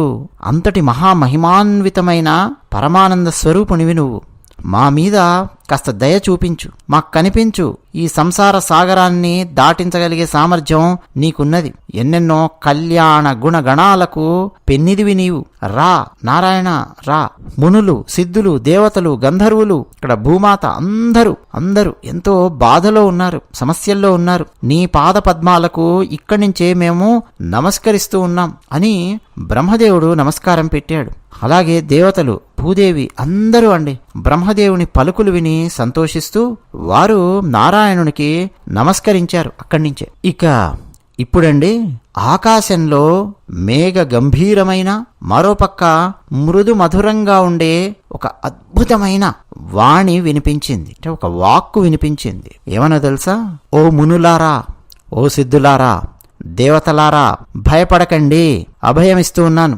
నేను నా సర్వ అంశలతో సర్వోత్తమమైన సూర్యవంశంలో మానవుని అవతారంలో రాబోతూ ఉన్నాను. పూర్వం అదితి కశ్యపులు గొప్ప తపస్సు చేశారు. వాళ్లకు నేను అంతకుముందే ఎన్నెన్నో వరాలిచ్చాను. వాళ్లే ఇప్పుడు అయోధ్యానగరంలో కౌసల్య, దశరథులుగా జన్మించారు. వాళ్ల ఇంట్లో నేను నలుగురు సోదరుల రూపాలలో అవతరిస్తాను. నేనే అవతరిస్తాను నలుగురు సోదరుల రూపాలలో. రఘు వంశానికి కీర్తిని ఇనుమడింపజేస్తాను. నాతో పాటు లక్ష్మి కూడా జన్మిస్తుంది. భూభారాన్ని నేను తగ్గిస్తాను. మీరు నిర్భయంగా ఉండండి. ఇక సమయం ఆసన్నమవుతోంది. నేనొస్తాను. మీరు మీ స్థానాలకు వెళ్ళండి. నేను మీకు అభయమిస్తూ ఉన్నాను. ఇదండి శ్రీమన్నారాయణుని వాక్కు వినిపించింది. ఆయనేం వీరికి దర్శనం ఇవ్వలా, కానీ ఆయన వాక్కు వినిపించింది. ఇక బ్రహ్మదేవుని ఆనందం అంతా ఇంతా కాదు. దేవతల చెవుల్లో ఆ వాక్యాలు పడగానే అమృతపు చుక్కలు పడినట్టుగా ఉంది. చెవుల్లో హృదయాలు చల్లబడ్డాయి. భూదేవి సంతోషించింది. అమ్మయ్యా అని ఒక్కసారి గాలి పీల్చుకున్నట్టయింది భూదేవి పరిస్థితి. ఇక నారాయణుడు అవతరించబోతున్నాడంటే ఆయనే చక్కబెడతాడు. రాక్షసాంతకుడు ఎవరెవరిని ఏమేం చేయాలో, ఏ ఏ సమస్యలు ఎలా పరిష్కరించాలో, ఎవరిని ఉద్ధరించాలో ఆయనే చూసుకుంటాడు. ఆయన అభయమిచ్చిన తర్వాత ఇక మనం దాని గురించి ఆలోచించాల్సిన అవసరం లేదు అని భూదేవి చాలా సంతోషించింది. ఇక దేవతలతో బ్రహ్మదేవుడు ఒక వాక్యం చెప్పాడు. ఒకటే ఒక వాక్యం చెప్పి వెళ్ళిపోయాడు ఆయన సత్యలోకానికి. ఏమనంటే, దేవతలారా, శ్రీమన్నారాయణుడు అవతరిస్తున్నాడంటే మరి ఆయనకు సేవ చేయడానికి సిద్ధంగా ఉండాలి కదా దేవతలందరూ కూడా. అందుకని మీరందరూ వానరులై జన్మించండి, సిద్ధంగా ఉండండి. నారాయణుడు మానవ అవతారంలో ఉంటాడు. రాగానే భగవత్ సేవ కోసం సిద్ధంగా ఉండండి, వెళ్ళండి, వానరులై జన్మించండి అన్నాడు. అనేసి తన సత్యలోకానికి వెళ్ళిపోయాడు. ఇక దేవతలందరూ తలలూపారు, వాళ్ళ స్వస్థానాలకు వెళ్లారు. భూమాత ప్రశాంతంగా ఆమె వెళ్ళిపోయింది. ఇక బ్రహ్మదేవుడు ఆజ్ఞ ఇచ్చాడు కదా, దేవతలందరూ సిద్ధమయ్యారు. తమ తమ శక్తులతో, తమ తమ బలాలతో, పరాక్రమాలతో ఈ భూమి మీద వానరులై జన్మించడం మొదలుపెట్టారు.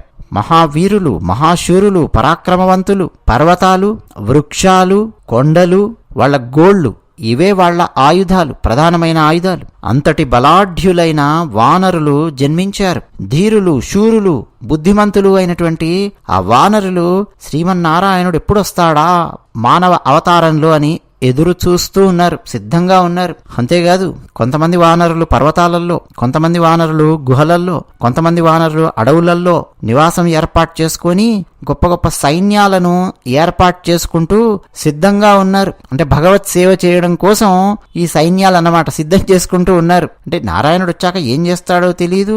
ఆయనే వెళ్ళి అంతం చేస్తాడా రావణాసురుణ్ణి, ఎవరిని అంతం చేస్తాడు, ఎలా అంతం చేస్తాడు ఏమి తెలియదు వీళ్లకు. ఆయన ఆలోచన విధానం ఏమిటనేది ఏమీ తెలియదు. కానీ ఆయనకు సేవ చేయడం కోసం సిద్ధంగా సైన్యాలను ఏర్పాటు చేసుకొని అక్కడక్కడక్కడ పర్వతాల్లో, కొండ గుహల్లో, అడవుల్లో సిద్ధంగా ఎదురు చూస్తూ ఉన్నారు. ఇది ఆసక్తికరమైన విషయం. మనకు రామచరితమానస్లో భగవంతుడు వస్తూ ఉన్నాడు అని తెలియగానే అందరం ఏ విధంగా సిద్ధంగా ఉండాలి అని చెప్తోంది. బ్రహ్మోత్సవాలు అవుతున్నాయి అనుకోండి, మన ఊళ్ళో ఉండే ఒక దేవాలయంలో అవుతున్నాయి బ్రహ్మోత్సవాలు, మన ఊళ్ళోనే జరుగుతున్నాయి. మనందరం ఎలా ఉండాలి, సిద్ధంగా ఉండాలి చెప్తాంది ఇదంతా కూడా. ఒకప్పుడండి బ్రహ్మోత్సవాలు జరుగుతూ ఉన్నాయంటే ఆ ఊళ్ళో దేవాలయంలో గరుడ పతాకం ఎగురుతూ ఉండేది. అంటే గరుత్మంతుడి ఉన్నటువంటి జెండా ఎగురుతూ ఉండేది. ఆ జెండా ఎగిరిందా దేవాలయంలో, ఇక ఆ ఊళ్ళో శుభకార్యాలు ఏవి కూడా చేసేవారు కాదు. ఇంకేం శుభకార్యం, మన ఇంట్లో అతిపెద్ద శుభకార్యం స్వామివారిది అవుతోంది దేవాలయంలో, మన శుభకార్యాలు ఇవన్నీ తర్వాత అని పక్కన పెట్టేసేవారు. పుట్టినరోజులు ఇవన్నీ అయితే వస్తుంటాయి కదా, వాటిని కూడా ఏదో పెద్దగా పిలిచి అదరగొడదాం, గ్రాండ్ గా చేద్దాం అంటారే ఇప్పటి భాషలో, అలా కాదు, ఏదో మామూలుగా ఇంట్లో అలా చేసుకునేవారు. ఇక పెళ్లిళ్ళు, ఈ నిశ్చితార్థాలు, లగ్నపత్రికలు రాయడాలు ఇవన్నీ కూడా పక్కన పెట్టేసేవారు. బ్రహ్మోత్సవాలు అయిన తర్వాతనే వేరే కార్యక్రమాల గురించి ఆలోచించేవారు. ఎందుకంటే స్వామివారి సేవ చెయ్యాలి. స్వామివారు వస్తున్నారు, బ్రహ్మోత్సవాలంటే స్వామివారు మన మధ్యలోకి వస్తున్నారు, బయటకు తీసుకొని వస్తారు కదా. మనం తిరుమలలో కూడా చూస్తాం, మాడ వీధుల్లోకి తీసుకొని వస్తారు వెంకటేశ్వర స్వామివారిని, మలయప్ప స్వామి అంటాం, ఉత్సవ మూర్తులను తీసుకొని వస్తారు, శ్రీదేవి భూదేవి మలయప్ప స్వామివారిని తీసుకొని వస్తారు. ఎలా ఉండాలి, స్వామివారు వస్తున్నారంటే మనం సిద్ధంగా ఉండాలి స్వామివారికి సేవ చేయడానికి. అది చెప్తోందండి ఇక్కడ రామాయణంలో. శ్రీమన్నారాయణుడు దశరథ మహారాజు ఇంట ఉద్భవించబోతూ ఉన్నాడు అన్న అంశము మాత్రం దేవతలకు అర్థమయ్యింది. అంటే ఎక్కడ పుడతాడు అనేది తెలియాలి కదా. నరసింహస్వామి వారు వచ్చారు, ఎప్పుడొచ్చారు, ఎక్కడి నుంచి వచ్చారు, ధడేలుమని స్తంభం బద్దలు కొట్టగానే బయటకు వచ్చేసారు. దేవతలకు ముందుగా సూచన కూడా లేదు, ఇప్పుడేమో ముందే అర్థమైపోయింది. దశరథ మహారాజు ఇంట పుట్టబోతూ ఉన్నాను అన్న విషయం చెప్పాడు నారాయణుడు. అంటే అన్ని మొత్తం గ్రహాలు ఎక్కడెక్కడ ఉండాలి, స్థితిగతులు ఎలా ఉండాలి, ఋతువు ఎలా ఉండాలి, తిథి ఎలా ఉండాలి, తల్లి తండ్రి ఎవరు, మొత్తం అన్ని ఆయన నిర్ణయించుకొని. ఎందుకని, సర్వస్వతంత్రుడు పరమాత్మ, సర్వస్వతంత్రుడు ఆయన మాత్రమే, మనం కాదు. మనం ఏదో ఇండిపెండెంట్ గా బతుకుతున్నాం అనుకుంటాం. ఆర్థికంగా ఇండిపెండెన్స్ వచ్చినంత మాత్రాన మనం ఇండిపెండెంట్ కాదు. ఆత్మ ఎప్పుడు కూడా స్వేచ్ఛ ఉన్నప్పటికీ ఆత్మకు, ఆ స్వేచ్ఛకు కూడా పరిమితులు ఉంటాయి. స్వేచ్ఛకు పరిమితులు లేనటువంటి ఏకైక తత్వం ఏదన్నా ఉంది అంటే అది పరమాత్మ మాత్రమే. మనము నిర్ణయం తీసుకోగలమా ఎవరింట్లో పుట్టగలమో, తల్లి ఎవరో తండ్రి ఎవరో ముందే నిర్ణయం తీసుకొని మనం పుట్టగలమా? ఆలోచించండి. కొంతమంది అనుకుంటూ ఉంటారు, అరే నేను ఫలానా సెలబ్రిటీ ఇంట్లో పుట్టుంటే బాగుండేది, ఫలానా ధనవంతుని ఇంట్లో పుట్టుంటే బాగుండేది, ఈ ఆర్థిక సమస్యలుండవు. అరే ఫలానా ఇల్లు చూశాను, ఎంత ప్రేమానురాగాలతో ఉన్నారు వాళ్ళ ఇంట్లో వాళ్ళు, అలాంటి ఇంట్లో నేను పుట్టి ఉంటే నాకు కూడా అలాంటి ప్రేమానురాగాలు అందేవి. మా ఇంట్లో మా నాన్నగారు చదవకపోతే వీపులు చీరేస్తూ ఉన్నారు, మా అమ్మగారేమో గయ్యాళి తిడుతూ ఉన్నారు. చిన్నపిల్లలు అనుకుంటూ ఉంటారు, టీనేజర్స్ ముఖ్యంగా. పెద్ద అయిన తర్వాత మళ్ళీ అభిప్రాయాలు మారుతూ ఉంటాయి, కానీ టీనేజర్స్ ఇట్లా రకరకాలు అనుకుంటూ ఉంటారు. ఎవరికండి ఏ స్వేచ్ఛ లేదు, ఎవరింట్లో పుట్టాలి ఏం చేయాలి ఏమీ స్వేచ్ఛ లేదు. పరమాత్మకు ఆ స్వేచ్ఛ ఉన్నది, సర్వస్వతంత్రుడాయన. అందుకని ముందు సిద్ధం చేసుకున్నాడు, ఎక్కడ పుట్టాలి, ఏ రోజు పుట్టవలేను అంత సిద్ధం చేసుకొని వస్తూ ఉన్నాడు ఆయన. అయితే సంకల్పం ఎలా ఉంటుందో చూడండి. సరిగ్గా దశరథ మహారాజు గారు అయోధ్యలో అద్భుతంగా పరిపాలిస్తూ ఉన్నారు. ఆయనకు సంతానం లేదు. ఆయన తన కుల గురువైన వశిష్ఠ మహర్షి దగ్గరకు వెళ్లి ఆయన చరణాలకు ప్రణామాలు చేసి వారి పక్కన కూర్చొని తన సుఖదుఖాలు అన్నింటినీ చర్చిస్తూ, వశిష్ఠ మహర్షి చూస్తున్నారు కదా, నాకు సంతానం లేదు, అదొక్కటే నాకు లోటుగా ఉన్నది, మరి నా సంతానం పరిస్థితి ఏమిటి అని బాధపడుతూనే దశరథ మహారాజు గారు అడిగారు. ఎందుకంటే దశరథ మహారాజు గారు ఒక సామాన్య కుటుంబీకుడు అయ్యుంటే ఆ స్థాయిలో మామూలుగా సంతానం కావాలి అని ఒక స్థాయి దాకా ఆలోచిస్తారు, బాధపడతారు, తర్వాత వదిలేస్తారు, ఎవరి కార్యక్రమాల్లో వాళ్ళు ఉంటారు, ఎక్కడెక్కడో లోపల బాధ ఉన్నా ఏమున్నా గాని. కానీ దశరథ మహారాజు గారి సమస్య ఏంటంటే ఆయన కేవలం ఒక సామాన్య కుటుంబీకుడు కాదు, కోసల రాజ్యాన్ని పరిపాలిస్తూ ఉన్నారు. చాలా అద్భుతమైన వంశం, రఘువంశం. ఎందరెందరో మహారాజులు మహానుభావులు పరిపాలించినటువంటి వంశం. నా తర్వాత ఈ ప్రజలను కన్నబిడ్డల్లాగా పరిపాలించడానికి ఒకరు కావాలి. అయ్యో నేను వెళ్ళిపోయిన తర్వాత ఎవరు పరిపాలిస్తారు, ఎవరు చూసుకుంటారు కన్నబిడ్డల్లాగా ఇక్కడున్న ప్రజలను అన్న సత్సంకల్పమే ఉన్నది దశరథ మహారాజు గారికి. ఆ కోణంలో ఉంది సంతానం కావాలి అన్నది. ఏదో సంతానం కావాలి అలా కాదు, ప్రజలను కన్నబిడ్డల్లాగా చూసుకోవాలి అనంటే నాకు ఒకరు ఉండాలి కదా, ఆ కోణంలో ఆలోచిస్తూ ఉన్నారు. దశరథ మహారాజు గారు ఎప్పుడైతే వశిష్ఠ మహర్షికి చెప్పారో వశిష్ఠ మహర్షికి కూడా అర్థమైపోయింది, శ్రీమన్నారాయణుడు రాబోయే సమయం వచ్చేసింది, దగ్గరికి వచ్చేసింది అన్న విషయం అర్థమయ్యింది. వశిష్ఠ మహర్షి వారు త్రికాలములు ఎరిగినటువంటి వారు, బ్రహ్మర్షి, మనందరికీ తెలిసిందే. వారి కథ ఎప్పుడైనా సరే మనం మరింత లోతుగా చెప్పుకునే ప్రయత్నం చేద్దాం మనకు అవకాశం వచ్చినప్పుడు, సరేనండి. ఇక దశరథ మహారాజును ఓదార్చి, మహారాజా ధైర్యంగా ఉండు, త్వరలో నీకు 4 కుమారులు కలగబోతూ ఉన్నారు. 3 లోకాలలో ఆ కుమారుల కీర్తి వ్యాపిస్తుంది. అంతేకాదు భయాన్ని పోగొడతారు. ఎవరి భయాన్ని? రామచరితమానస్లో భక్తుల భయాన్ని పోగొడతారు అని రాశారు తులసీదాస్. రామచరితమానస్లో రాముడిని ఇంట్రడ్యూస్ చేయడమే ఈయన పరమాత్మ, గుర్తుపెట్టుకోండి అని ఇంట్రడ్యూస్ చేస్తారు తులసీదాస్ గారు. ఈయన పరమాత్మ, రాముడు పరమాత్మ. అసలు తులసి రామాయణంలో రామాయణం ప్రారంభం అవడం కంటే ముందు చాలా కథలుంటాయి. ఒక కథ మనము అంతకుముందు చెప్పుకున్నాం, సతీదేవి కథ. శ్రీరాముడిని పరీక్షించడానికి వెళ్ళడము, అదంతా కూడా మనం చెప్పుకున్నాం. అంటే రాముడు పరమాత్మ, మోక్షాన్ని అనుగ్రహించే పరమాత్మ, శ్రీమన్నారాయణుని యొక్క అవతారము. గుర్తుపెట్టుకోండి, ఈయన పరమాత్మ, ఈయన పరమాత్మ. ఈయన దగ్గర మహిమలు ఉన్నాయి, అయినా సరే మహిమలు ఆయన చూపడం లేదు. ఎందుకని? మానవుడుగా ఉన్నాడు కాబట్టి. ఈ విషయాన్ని తులసీదాసు ఎన్నెన్నో సంఘటనల ద్వారా, సంభాషణల ద్వారా మనకు అన్యాపదేశంగాను, ఒక్కొక్కసారి సూటిగాను అందిస్తూ వస్తారు.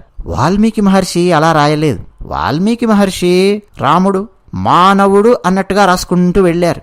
ఒక సందర్భంలో రాముడు కూడా చెప్తాడు, నేను మనిషినయ్యా అంటాడు. నువ్వు పరమాత్మవు అని పక్కనున్న వారు అంటూ ఉంటే, కాదు కాదు నేను మనిషిని, దశరథ మహారాజు గారి పుత్రుణ్ణి అన్నట్టుగా వాల్మీకి రామాయణంలో రాముడు మాట్లాడుతూ ఉంటాడు. కానీ మనం మన పెద్దలు, గురువులు వారు అందించిన జ్ఞానంతో పరిశీలించుకుంటూ వెళితే ఈయన అవతారంలో ఉన్నాడు, ఈయన సాక్షాత్తు పరమాత్మ, పరబ్రహ్మతత్వము అన్న విషయం మనకు అర్థమైపోతూ ఉంటుంది. చాలా చాలా చోట్ల మనకు ఆ విషయం అర్థమైపోతూ ఉంటుంది. వాల్మీకి మహర్షి అలా పెట్టారనమాట.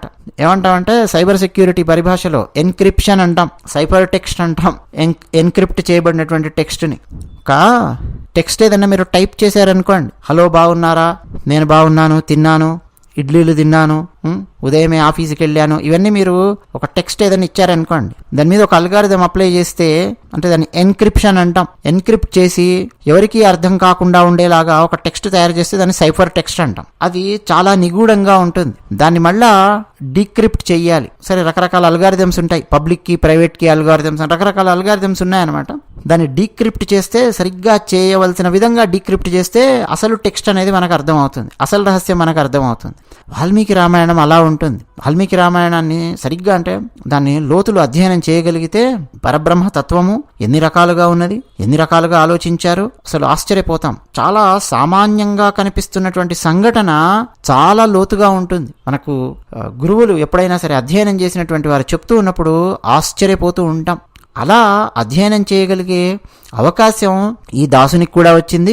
అవకాశం వచ్చినప్పుడు ఎప్పుడైనా సరే వాల్మీకి రామాయణంలో ఉండే రహస్యాలు, ఆశ్చర్యకరమైనవి, అద్భుతమైనవి, అవన్నీ కూడా మనం చర్చించుకునే ప్రయత్నం మనం చేద్దాం మన ఛానల్ ద్వారా. సరేనండి. ఎందుకు మనము ఇప్పుడు ఈ చర్చకు వచ్చామంటే, నారాయణుడు అవతరించబోతూ ఉన్నాడు, గుర్తుపెట్టుకోండి అన్న విషయము పాఠకులందరికీ కూడా తులసీదాస్ గారు గుర్తు చేస్తూ ఉన్నారు. సిద్ధంగా ఉండండి, వస్తున్నాడు నారాయణుడు. ఎలా వస్తున్నాడు చూద్దురు గాని.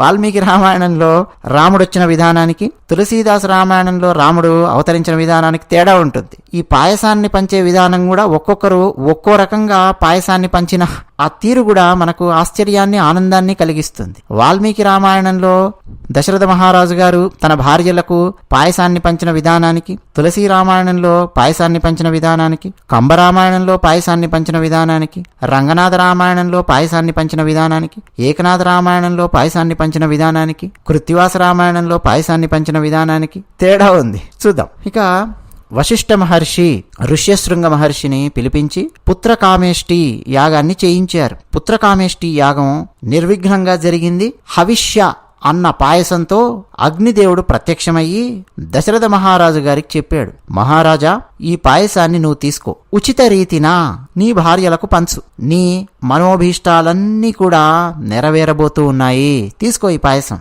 అని అందించాడు. ఇచ్చి అదృశ్యమైపోయాడు. మహారాజు చాలా సంతోషించాడు. ఇక హృదయములో ఆనంద డోలికలు దశరథ మహారాజు గారికి. యాగం నిర్విఘ్నంగా పూర్తయ్యి ఫలం కూడా అందింది, అంటే పాయస రూపంలో అందింది. ఇప్పుడు దశరథ మహారాజు గారు తన ప్రియ పత్నులైనటువంటి కౌసల్య, సుమిత్ర, కైకేయి వారిని పిలిపించాడు, కూర్చోబెట్టాడు. కౌసల్యకు ఆ పాయసంలో సగభాగం ఇచ్చాడు, అంటే 50% కౌసల్యకు ఇచ్చేశాడు. ఇప్పుడు మిగిలిన పాయసం ఉంది కదా 50%, ఆ 50% పాయసాన్ని 2 భాగాలుగా చేశాడు. చేసి ఆ 2 భాగాలలో ఒక భాగాన్ని కైకేయికి ఇచ్చాడు. అంటే 75% పాయసం అయిపోయింది, ఇంకా 25% మిగిలింది కదా. ఆ మిగిలిన 25% పాయసాన్ని మళ్ళీ 2 భాగాలు చేశాడు. చేసి ఒక భాగాన్ని కౌసల్యకు, ఒక భాగాన్ని కైకేయికి ఇచ్చి, అంటే వాళ్ళ చేతుల్లో పెట్టి వాళ్లకు చెప్పి, వాళ్ళ అనుమతి తీసుకొని, ఇదిగో సుమిత్రకి ఇవ్వాలనుకుంటున్నాను ఈ 2 భాగాలను, సరేనా అని వాళ్ళని అడిగాడు. వెంటనే వాళ్ళు తప్పకుండా ఇవ్వండి, ఈ 2 భాగాలను సుమిత్రకి ఇవ్వండి అన్నారు. ఆ 25% 2 భాగాలు చేసి వీళ్ళ చేతుల్లో పెట్టాడు కదా. వాళ్ళ అనుమతి తీసుకొని ఈ 2 భాగాలను సుమిత్ర చేతికి అందించాడు. వారు ఆ పాయసాన్ని ఆరగించారు. తర్వాత రాణులు 3 గర్భవతులయ్యారు. ఇక వాళ్ళ హృదయంలో ఆనందమే ఆనందం. శ్రీమన్నారాయణుడు ఎప్పుడైతే వాళ్ళ గర్భాలలో చేరాడో ఇక లోకంలో సంపదలు క్రమక్రమంగా పెరుగుతూ ఉన్నాయి. మీకు సందేహం రావాలి, అదేంటండి ఆదిశేషుడు అంశ, లక్ష్మణుడు, భరతుడు, ఇవన్నీ మనం చర్చించుకుందాం, ముందు చర్చించుకుందాం, అర్థమవుతుంది. తర్వాత పరమాత్మ అవతరించే సమయం ఆసన్నం అయ్యింది. అంటే శ్రీరామనవమి దగ్గరికి వచ్చేస్తుందన్నమాట. యోగము, లగ్నము, గ్రహములు, తిథి, వారము అన్నీ అనుకూలంగా ఉన్న రోజు వచ్చేసింది. ఆ క్షణం వచ్చేసింది. సృష్టిలో ఉన్న చరములు అచరములు అన్నీ కూడా ఆనందంతో ఉన్నాయి. ఎందుకని? శ్రీరాముడు జన్మిస్తూ ఉన్నాడంటే మొత్తం సర్వ ప్రాణి కోటి కూడా ఆనందంతో ఓలలాడే సమయం అది.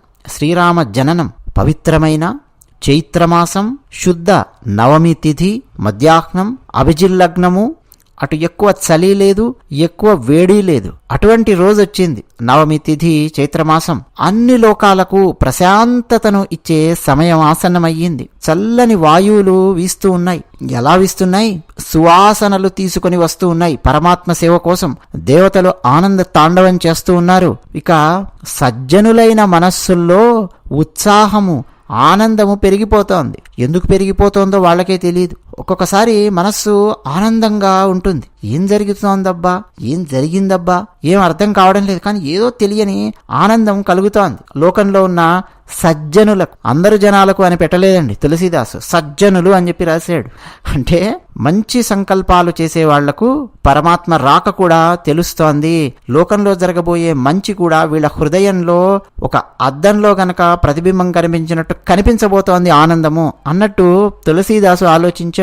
వృక్షములు నానా విధాలైన పుష్పాలతో విరాజిల్లుతూ ఉంటే, నదులు అమృతమయమైన నదీ జలాల ఆ ప్రవాహాలతో నిండిపోతూ ఉంటే, వృక్షాల మీద ఉండే ఆ లతలు అలా పాకుతూ ఉంటే, పర్వతాల మీద ఉన్నటువంటి మణులు, పర్వతాలలో మణులు ఎన్నెన్నో ఉంటాయి. ముఖ్యంగా హిమాలయ పర్వతాలు అటు కనుక వెళితే ఆ మణుల యొక్క కాంతులు అద్భుతంగా బయటకు వస్తూ ఉంటే, వెదజల్లుతూ ఉంటే, వాటి మీద సూర్యకిరణాలు పడి ప్రతిబింబిస్తూ ఉంటే, ఇక నదీ ప్రవాహాలలో ఉండే తరంగాలలో తళతళలు కనువిందు చేస్తూ ఉంటే, ప్రకృతి అంతా శోభాయమానమై విలసిల్లుతూ ఉంటే, అసలు చూసే వాళ్ళందరికీ ఏం జరుగుతోంది, ఏం జరగబోతోంది, ప్రకృతి ఏమిటి ఇంత శోభ సంతరించుకుంది అని అనిపిస్తూ ఉంటే, పరమాత్మ అవతరించే సమయం ఇక దగ్గరకొచ్చింది అని అర్థమయ్యి బ్రహ్మాది దేవతలందరూ తమ తమ వాహనాలను ఎక్కి ఆకాశంలో అలా నిలబడి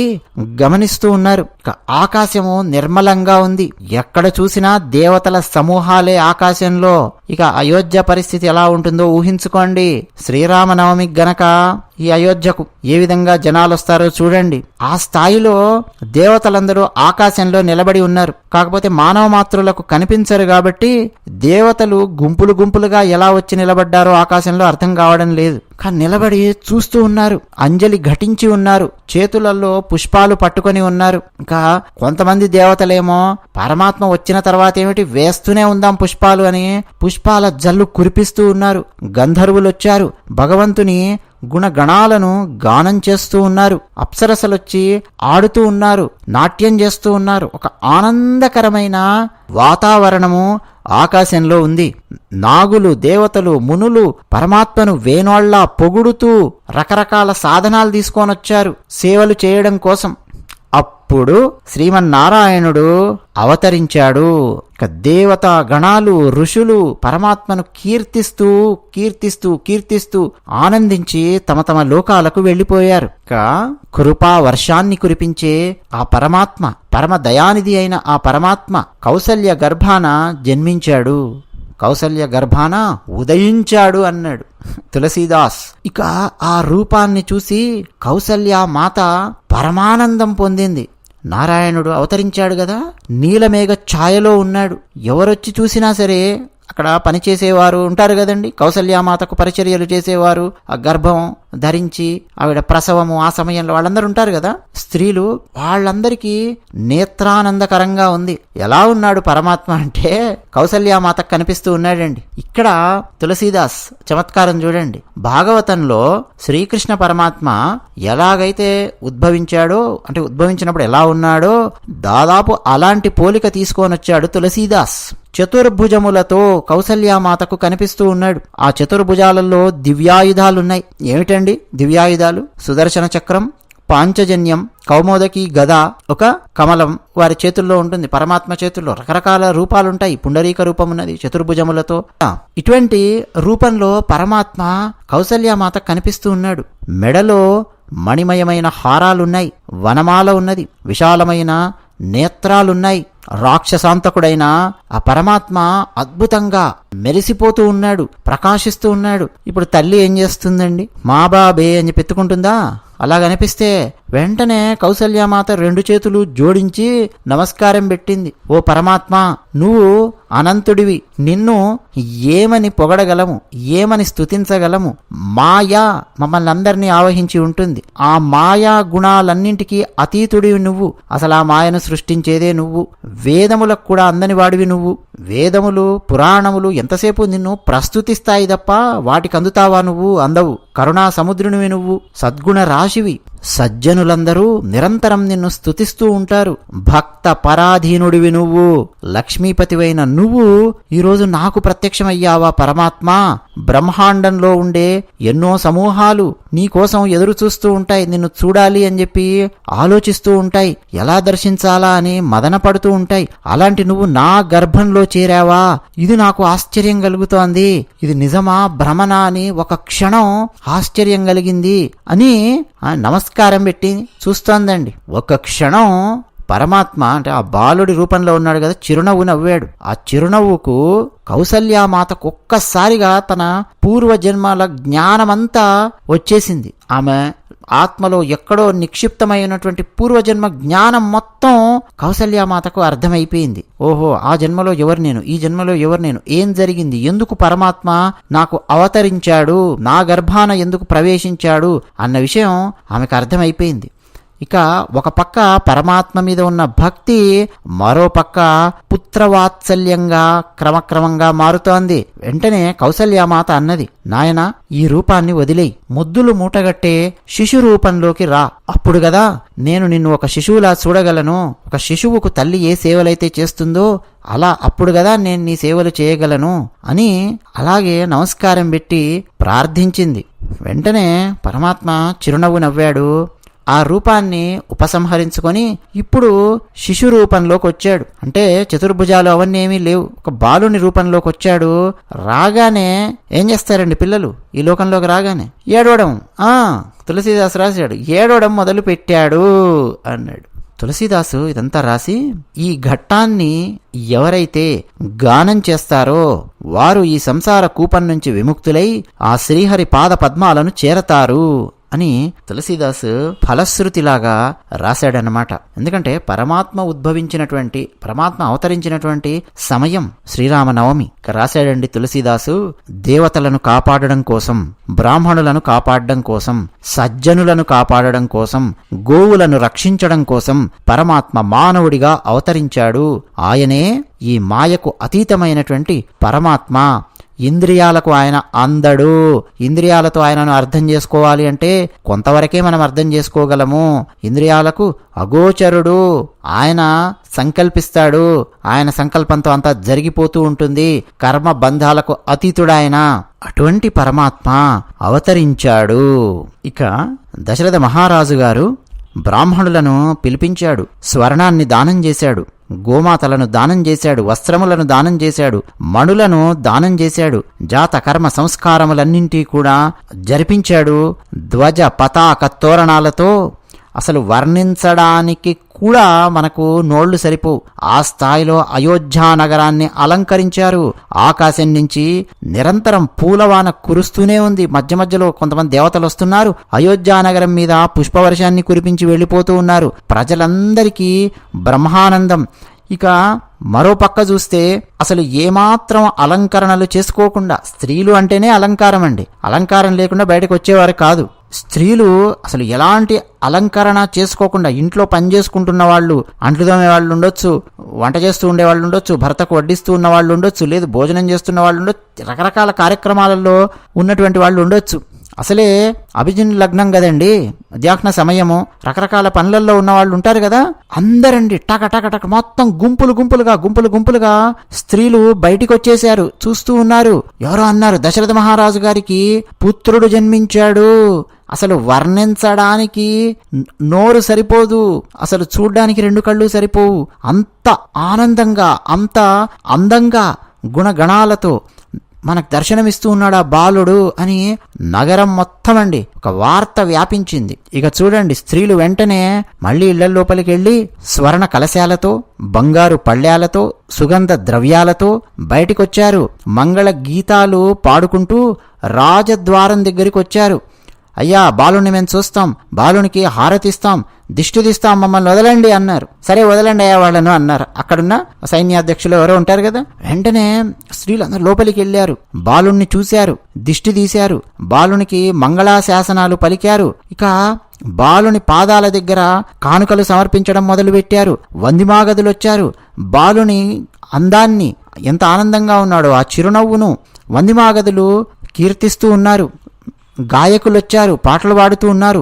రఘుకులము యొక్క గుణగణాలేమిటి అవన్నీ గాయకులు పాడుతూ ఉన్నారు. అంతేకాదండి, ఆ అయోధ్య నగరంలో ఉన్నవారు తమకున్న సంపదలను విస్తృతంగా దాన ధర్మాలు చేయడం మొదలెట్టారు. తీసుకోండి, దానం తీసుకోండి అని ఇస్తూ ఉన్నారు. ఎందుకయ్యా దానం ఇస్తున్నారంటే, మా మహారాజు గారికి బాలుడు పుట్టాడు, ఒక అందమైన బాలుడు, చిరునవ్వులతో ఉన్న బాలుడు, ఆనంద స్వరూపంగా ఉన్న ఒక బాలుడు ఈరోజు జన్మించాడు, తీసుకోండి, ఆ సంతోషంలో ఇస్తున్నామని దాన ధర్మాలు చేస్తూ ఉన్నారు. ఇక దానాలు తీసుకున్న వాళ్ళు ఉంటారు కదా, వాళ్ళ పరిస్థితి ఏమిటంటే, మాకెందుకయ్యా ఈ దానము, ఇంకెవరన్నా లేని వాళ్ళు ఉన్నారేమో, వెతికి వాళ్ళకి ఇద్దాము అని వెతికి అదే రోజు తాము దానం తీసుకున్నటువంటి ఆ డబ్బులను, స్వర్ణాన్నో వస్తువులను లేని వాళ్లకు, అంటే వెతికి లేని వాళ్లకు దానం చేశారు అని రాశాడండి తులసీదాస్. అంటే ఒక ధర్మం అనేది ఏ విధంగా పరిడవిల్లబోతోంది అని చెప్తూ ఉన్నాడు. ఇక నగర వీధులు మొత్తం అండి కస్తూరి చందనము మొత్తం తడిసిపోయింది, సుగంధ ద్రవ్యాలతో తడిసిపోయింది. అయోధ్య నగరపు వీధులన్నీ కూడా అలా ఉన్నాయి. ఇక ఆ బాలుని జననం పురస్కరించుకొని ప్రతి ఇంట్లో కూడా అండి మంగళ వాయిద్యాలు మ్రోగించడం మొదలుపెట్టారు. స్త్రీలు పురుషులు అందరూ ఆనంద సాగరంలో ఓలలాడుతూ నాట్యం చేయడం మొదలుపెట్టారు. ఇక కైకేయి సుమిత్రలకు కూడా అందమైన కుమారులు జన్మించారు. కైకేయికి ఒక కుమారుడు, సుమిత్రకు కవలలు జన్మించారు. ఇక ఈ విషయమంతా తెలుసుకొని మొత్తం అయోధ్య నగరంలో తీసుకురండి, రంగులు తీసుకురండి అన్నారండి. ఇక రంగులు తీసుకొని వచ్చి ఒకరి మీద ఒకరు ఎర్రని రంగు చల్లుకోవడం మొదలెట్టారు. అయోధ్య నగరంలో ఉండేవాళ్ళు సూర్యాస్తమయం అవుతుంటే ఎలాంటి ఎర్రని కాంతి ఉంటుందో అటువంటి కాంతి వీళ్ల మొహాల మీద, రాజప్రాసాదాల మీద ఉండే కలశాల మీద కనిపిస్తోంది. అంటే ఒక రకంగా హోలీ అండి. ఇప్పుడు హోలీ చేసుకుంటూ రంగులు చల్లుకుంటారే, ఆ స్థాయిలో రంగులంటే ఏమిటనుకుంటున్నారు? దిక్కుమాలిన కెమికల్ రంగులు కాదండి, కాదు, సహజ సిద్ధంగా తయారు చేయబడినటువంటి రంగులు చల్లుకున్నారు. మొన్న మధ్య కూడా మీరు వార్తలు చూశారో లేదో, ఉత్తరప్రదేశ్ జైళ్లల్లో మగ్గుతూ ఉన్న వాళ్ళు ఉంటారు కదా, ఖైదీలు, వాళ్ల చేత యోగి సర్కార్ ఒక పని చేయించింది. వాళ్ల చేత సహజ సిద్ధమైన రంగులను తయారు చేయించింది. ముందే ఒక ప్రణాళిక వేసుకొని తయారు చేయించింది. కిలోల కొద్దీ రంగు, సహజమైనటువంటి రంగులు తయారు చేశారు. వాటిలో కొంత భాగాన్ని కాశీకి పంపించారు. అక్కడ కాశీలో హోలీ చాలా పెద్ద ఉత్సవం చేస్తారు. పార్వతీమాతను, విశ్వనాథుణ్ణి బయటకు తీసుకొని వస్తారు. ఉత్సవమూర్తులు ఉంటాయి. తీసుకొని వచ్చి ఇక ఒకరి మీద ఒకరు రంగులు చల్లుతున్నట్టుగా చాలా పెద్ద వేడుక చేస్తారు. విశ్వనాథుని వైపు కొంతమంది, పార్వతీమాత వైపు కొంతమంది ఉండి రంగులు వేడుక చల్లుకునే విధంగా ముందు నుంచి ఎప్పటి నుంచో జరుగుతూ ఉండేది. ఇప్పుడు ఉత్తరప్రదేశ్ జైళ్లల్లో ఉండే ఖైదీలు చేసిన సహజ సిద్ధమైన రంగులన్నింటినీ తీసుకొచ్చి అక్కడ వినియోగించారు. అయోధ్యలో హోలీ సహజ సిద్ధమైన రంగులతో అద్భుతంగా చేశారు ఈ సంవత్సరం. అంటే ధర్మంగా ఉండే ప్రభువులు ఉంటే ఏం జరుగుతుంది అని చెప్పడానికి ఒక చిన్న ఉదాహరణ అండి. ఇక అప్పుడు కూడా రంగులు చల్లుకుంటూ ఉన్నారు. ఎవరూ చేయనటువంటి ఊహ, ఒక అందమైన ఊహ తులసీ రామాయణంలో అంటే రామచరిత మానస్లో మనకు కనిపిస్తుంది. ఇంకెక్కడా కనిపించదు, మనకు ఏ రామాయణంలోనూ కనిపించదు. ఒక అందమైన ఊహ. ఇక భక్తి పారవస్యంలో ఏ స్థాయిలో పండిపోయి ఉన్నారో తులసీదాస్ అన్నది మీకు అర్థం చేయించడం కోసం ఇది చెప్తూ ఉన్నాను. ఇది చెప్పకుండా మనం ముందుకు వెళ్ళలేం. సంఘటన తులసీదాస్ ఏమి రాశాడంటే, రామాయణంలో సూర్యుడు వచ్చాడు, మధ్యాహ్న సమయం కదండి, అభిజిత్ లగ్నము, మధ్యాహ్న సమయము, సూర్యుడు దాదాపు నడినెత్తి మీదకి వస్తూ ఉన్నాడు. అప్పుడు కదా రాముడు జన్మించాడు. చూసేసి వెళ్ళిపోవాలి కదా సూర్యుడు, ఆయన ముందుకు వెళ్ళిపోవాలి కదా, ఆయన డ్యూటీ ఆయన చేయాలి కదా. ఆయన ఆగిపోయాడు, ఆయన రథాన్ని అక్కడే ఆపాడు. ఇక ముందుకు వెళ్ళడం లేదు. నేను ఇక్కడే ఉంటాను, అయోధ్యను చూస్తూ ఉంటాను, అయోధ్య ఆనందాన్ని చూస్తాను, రాముణ్ణి చూస్తాను. ఆహా, ఈ భవనంలో ఉన్నాడా శ్రీమన్నారాయణుడు, అవతారంలో ఇక్కడికి వచ్చాడా అని సూర్యుడు అక్కడే ఆగిపోయాడు, ముందుకు వెళ్ళడం లేదు. ఇక పరిస్థితి ఎలా ఉంటుందో ఊహించండి. 1 నెల రోజుల పాటు సూర్యుడు ముందుకు కదలలేదు అని రాశాడు తులసీదాస్. 1 నెల రోజులు స్తంభించిపోయింది అక్కడే, ఎవరికి అర్థం కూడా కావడం లేదు అన్నాడు. ఎవరికీ అర్థం కాలేదు ఈ రహస్యము.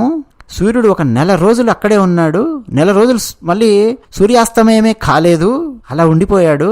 ఈ రహస్యం ఎవరికీ తెలీదు. సూర్య భగవానునికి ఆ పరమాత్మ మీద ఉన్న భక్తి, ప్రేమ ఆ స్థాయిలో ఉన్నాయి. పరమాత్మ యొక్క గుణాలను గానం చేస్తూ నెల రోజులు అక్కడే ఉండి ఆ తర్వాత వెళ్ళాడు అని తులసీదాసు రాశాడు. బహుశా అండి నాకు అనిపిస్తోంది, సూర్యుడు ఈ పని చేశాడు కదా, చంద్రుడికి బాగా కోపం వచ్చి ఉంటుంది. తులసి రామాయణంలో లేదు కానీ నాకు వచ్చిన ఊహ చెప్తూ ఉన్నాను. సూర్యుడు ఇలా చేసే వరకు చంద్రుడికి కోపం వచ్చి ఉంటుంది. సూర్యుడు వెళ్తేనే కదా చంద్రుడు వచ్చేది, సూర్యుడు అస్తమించాలి కదా, రాత్రి అవుతేనే కదా చంద్రుడు వచ్చేది. చంద్రుడు ఎదురు చూస్తున్నాడు, ఎప్పుడు వెళ్తావయ్యా, ఎప్పుడు రావాలి నేను అని. ఈ నెల రోజుల పాటు దాదాపు ఇక చంద్రుడి మీద కక్ష తీర్చుకున్నట్టుగా అయిపోయింది సూర్యునికి. చంద్రుడి కోణం నుంచి ఆలోచిస్తే నేను చూడకూడదా పరమాత్మను, నువ్వే ఉంటావా, నెల రోజులు నువ్వే అక్కడ ఉంటే మరి నా పరిస్థితి ఏమిటి అని బహుశా చంద్రుడు ఇబ్బంది పడి ఉంటాడు, బాధపడి ఉంటాడు. ఇక సూర్యుడు వెళ్ళిపోయిన తర్వాత చంద్రుడు వస్తాడు కదా, బహుశా చెప్పుకొని ఉంటాడు పరమాత్మకు, పరమాత్మ నేనొక్కడిని ఆలస్యంగా వచ్చాను, దేవతలందరిలో చూస్తున్నావు కదా, పుట్టడమేమో మధ్యాహ్నం పుట్టావు, రాత్రి పుట్టుంటే నేను చూసేవాడిని, అది కాలేదు. పైగా ఈ సూర్యుడేమో నెల రోజులు ఇక్కడే తన రథాన్ని ఆపుకొని కూర్చొని చూస్తున్నాడు, మరి నా పరిస్థితి ఏమిటి అని బహుశా చంద్రుడు బాధపడి ఉంటాడు. అందుకని బహుశా పరమాత్మ 2 వరాలు ఇచ్చుంటాడు. 1, సరేనయ్యా నువ్వు బాధపడకు, నా పేరు పక్కన చంద్ర నీ పేరు కూడా చేర్చి పిలుస్తూ ఉంటారులే లోకంలో, నాకు చాలా పేర్లుంటాయి, అందులో ఈ పేరు కూడా చేర్చి పిలుస్తారులే, సంతృప్తి పడు. 2, ఇప్పుడు మధ్యాహ్నం అభిజిత్ లగ్నంలో పుట్టాను కదా, తర్వాత వచ్చే అవతారం ఇంకోటి ఉన్నది, రాత్రిపూట పుడతానులే, వెళ్ళు బాధపడకు అని బహుశా ఓదార్చి పంపించుంటాడు. అందుకే కృష్ణావతారంలో బహుశా రాత్రి పుట్టుంటాడు. ఇక శ్రీరాముడిని శ్రీరామచంద్రుడు అని చెప్పి పిలవడం కూడా పరిపాటి కదా, బహుశా అలా పిలుస్తున్నట్టున్నాం మనం. సరే, ఇక సూర్య భగవానుడు ఆయన కీర్తిస్తూ ఆయన వెళ్ళిపోయిన తర్వాత శివుడు చెప్తున్నాడండి పార్వతికి, ఇదంతా పార్వతి, శ్రీరాముని చరణాల మీద భక్తి ఉన్నవాణ్ణి నేను, ఆ విషయం నీకు తెలుసు, నిరంతరం రామనామాన్ని నేను ధ్యానిస్తూ ఉంటాను, ఆ విషయం నీకు తెలిసిందే కదా. మరి ఆయన మానవునిగా జన్మించినప్పుడు చూడకుండా నేనెందుకుంటాను, నేను కాకాభుషుండి, మేమిద్దరం ఆ సమయంలో అక్కడే ఉన్నాం, అయోధ్యానగరంలోనే తిరుగుతూ ఉన్నాం, ఆ ప్రాంతంలోనే తిరుగుతూ ఉన్నాం, మనుష్యుల రూపాలలో ఉన్నాం, కాబట్టి మమ్మల్ని ఎవరు గుర్తించలేదు. ఏదో వచ్చేవాళ్ళు పోయేవాళ్ళు ఉంటారు కదా నగరానికి, వ్యాపారులు ఉంటారు, నగరం చూడ్డానికి వచ్చేవాళ్ళు ఉంటారు, బంధువులు ఉంటారు, స్నేహితులు ఉంటారు, రకరకాల వాళ్ళు వచ్చి వెళుతూ ఉంటారు కదా, అలా ఎవరో అనుకుని ఉంటారు మమ్మల్ని. మేము మనుష్య రూపంలో ఉన్నాం, నేను కాకాభుషుండి అలా తిరుగుతూ అయోధ్యానగరంలో పరమానంద భరితులై ఆనందంతో ఓలలాడుతూ ఆ శ్రీరాముని కృప కటాక్ష వీక్షణాలకు పాత్రులైనటువంటి వాళ్ళు ఎవరెవరున్నారు, ఏం చేస్తున్నారు, ఆ ఉత్సవం ఏం జరుగుతోంది అంతా మేము చూసాం. ఆ సమయంలో ఎవరొచ్చి ఏమడిగినా సరే దశరథ మహారాజు గారు దానం చేశారు. కొంతమంది వచ్చి, అయ్యా నేను చాలా రోజుల నుంచి రథం కొనుక్కోవాలనుకుంటున్నాను, కానీ డబ్బులు లేవు, ఏదో నడుస్తోంది ఇల్లు కానీ రథం కావాలి, ఎందుకంటే మా చెల్లెల్ని ఫలానా ఊరికి ఇచ్చాము, చూసి రావాలి అంటే రథం కావాల్సి వస్తోంది అని మహారాజు గారి దగ్గర అనగానే, అవన్నీ చెప్పకండాయా, మీకేం కావాలో చెప్పండి అంతే, నాకు రథం కావాలను అంతే చెప్పండి ఇచ్చేస్తా అన్నారు. మాకు రథం కావాలి, రథం ఇచ్చేశారు. ఏనుగు కావాలండి, ఇచ్చేశారు. గుర్రం కావాలి, ఇచ్చేశారు. అయ్యా నాకు 4 ఏనుగులు కావాలి, తీసుకోండి, గజశాల నుంచి 4 ఏనుగులు పంపించండి అయ్యా వీళ్లకు, ఇచ్చేసేయండి. స్వర్ణం కావాలి, ఇచ్చేసేయండి. వెండి కావాలి, ఇచ్చేసేయండి. అయ్యా గోవులు కావాలి, ఇచ్చేసేయండి. దానం, రత్నాలు, వస్త్రాలు విస్తృతంగా దశరథ మహారాజు గారు దానం చేశారు. ఇదంతా ఉందండి తులసి రామాయణంలో. ఏనుగులు, రథాలు, గుర్రాలు స్పెసిఫిక్ గా స్పష్టంగా రాశారు తులసీదాస్. ఇక ఆ 4 రాజకుమారులను చిరంజీవ చిరంజీవ చిరంజీవ అని నగరవాసులందరూ మంగళాశాసనాలు చేస్తూ ఉన్నారు. ఇలా కొంతకాలం గడిచింది. ఇక పిల్లలకు నామకరణ సంస్కారం చేసే సమయం ఆసన్నం అయ్యింది. బ్రహ్మర్షి వశిష్ఠుల వారిని మహారాజు గారు పిలిపించారు. వశిష్ఠ మహర్షిని పూజించి మహారాజు గారు అడిగారు, అయ్యా మహర్షి, నా పిల్లలకు నామకరణం చెయ్యాలి, నామకరణ సంస్కారం జరిపించండి అన్నాడు. ఇక వశిష్ఠ మహర్షి పిల్లలకు పేర్లు పెట్టడం, ఆ పిల్లలు ఎలా ఉన్నారు, ఏమిటి, వారి భౌతిక లక్షణాలు ఏమిటి అనేది అర్థమవుతోంది అందరికీ. దాంతోపాటు వశిష్ఠ మహర్షికి వారు భవిష్యత్తులో ఏమేమవుతారో, వారెవరో ఏమిటో మొత్తం వారికి తెలుసు. దాన్ని బట్టి వశిష్ఠ మహర్షి పేర్లు నిర్ణయించారు. నిజానికి శ్రీరాముడు అవతరించడం కంటే ముందు నుంచే రాముడు అవతరిస్తాడు, రామ రామ రామ రామ అని ధ్యానిస్తూ ఉన్నటువంటి వారు ఉన్నారు, తెలుసు మనకు. వాల్మీకి రామాయణంలో కూడా కనిపిస్తారు. అవునా, చూద్దాం. వశిష్ఠ మహర్షి, అయ్యా అందరికీ ఆనందాన్ని, శుభాన్ని చేకూర్చే ఈ ఆనంద స్వరూపుని పేరు శ్రీరాముడు.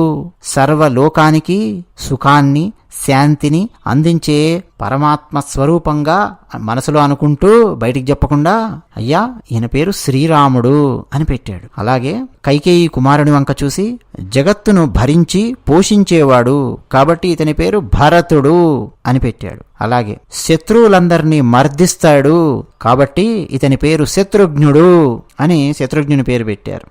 తర్వాత సర్వ సులక్షణ లక్షితుడు, శ్రీరామునికి అత్యంత ప్రీతిపాత్రుడు, సుమిత్రానందనుడు, ఇగో ఇతనికి లక్ష్మణుడు అని నామకరణం చేస్తున్నాను అని వశిష్ఠ మహర్షి చెప్పారు. అలా రామ, భరత, లక్ష్మణ, శత్రుఘ్నులు 4 పేర్లు పెట్టారు. అంటే ఎంత లోతుగా ఆలోచించి వశిష్ఠ మహర్షి వారికి ఆ నామకరణం చేశారో అవన్నీ మనకు ఆ తర్వాత రామాయణంలో అర్థమవుతుంది. వశిష్ఠ మహర్షి అన్నారు, దశరథ మహారాజా, నీ 4 కుమారులు వేదస్వరూపులు. వారిలో పెద్ద కుమారుడున్నాడే శ్రీరాముడు మహర్షులందరికీ ఇష్టమైన వాడవుతాడు. భక్తులకు ఆయనే సర్వస్వం. పరమశివునికి ఆయన అంటే ప్రాణం. శ్రీరాముడంటే మీ అందరినీ లీలా వినోదంలో, ఆనంద సాగరంలో ఓలలాడించే పరమాత్మ స్వరూపం శ్రీరాముడు అని వశిష్ఠ మహర్షి దశరథ మహారాజు గారికి చెప్తూ ఉన్నాడు. ఇదంతా మనకు తులసి రామాయణంలో ఉంది. తర్వాత భరత శత్రుఘ్నుల మధ్య ఉండే ప్రేమ గురించి, రామ లక్ష్మణుల మధ్య ఉండే ప్రేమ గురించి, లక్ష్మణుడు శ్రీరాముని పట్ల ఉండే ఆ భక్తి గురించి వశిష్ఠ మహర్షి అలా వివరిస్తూ ఉంటే దశరథ మహారాజు, ఆ రాణులు వింటూ ఆనందంలో మునిగి తేలుతూ ఉన్నారు. ఇక వశిష్ఠ మహర్షి వెళ్ళిపోయారు. నామకరణ సంస్కారం అయిపోయింది కాబట్టి తల్లులొచ్చి తమ పిల్లలకు దిష్టి తీశారు. విశ్వమంతటా వ్యాపించి ఉన్న ఆ విష్ణుతత్వము, నిరంజనుడు, నిర్వికల్పుడు, నిర్గుణుడు, సచ్చిదానందుడు, మోక్షప్రదాత అయిన ఆ పరబ్రహ్మ స్వరూపము, ఆ పరమాత్మ కౌసల్యాదేవి ఒడిలో ఆడుకుంటూ పెరుగుతూ ఉన్నాడు.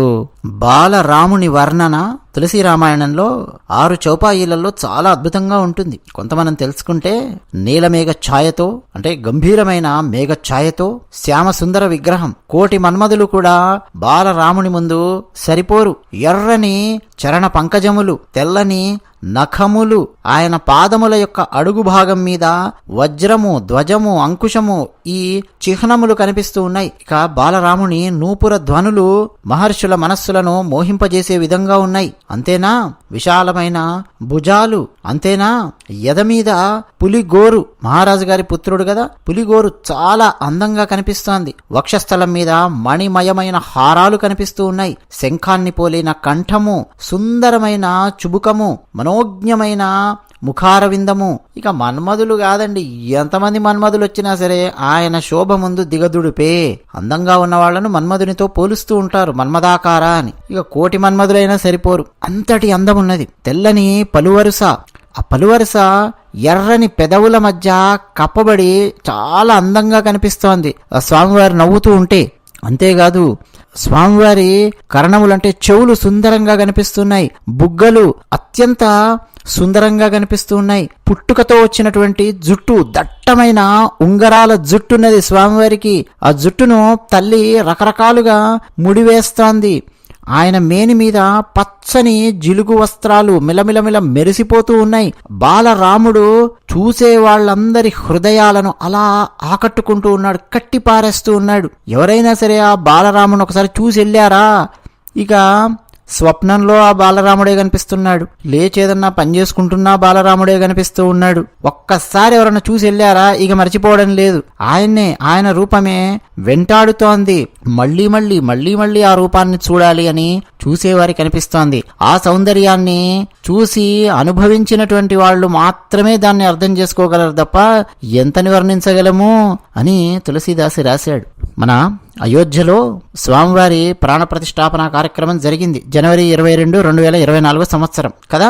ఎంత అందంగా ఉన్నాడండి అసలు. ఒక్కసారి గర్భాలయంలో ప్రతిష్ఠించినటువంటి ఆ బాలరాముని విగ్రహాన్ని ఆపాదమస్తకం మనకు ఎప్పుడైతే ఆ టీవీలలో చూపిస్తూ ఉంటేనే, ఆ రోజు భారత ప్రధాని నరేంద్ర మోదీ గారు ఆ కార్యక్రమంలో పాల్గొన్నారు, అంతా చూసాం మనం. ఒక్కసారి అలా చూడగానే చాలా మంది ఆనంద భాష్పాలు రాల్చారు. ఇక కొన్ని క్షణాల పాటు ఏదో లోకంలో ఉన్నాము అన్న భావన, ఏదో దివ్యానుభూతి, ఏదో ఎక్కడో వైకుంఠంలో ఉన్నామా, ఎక్కడున్నాం అసలు మనము.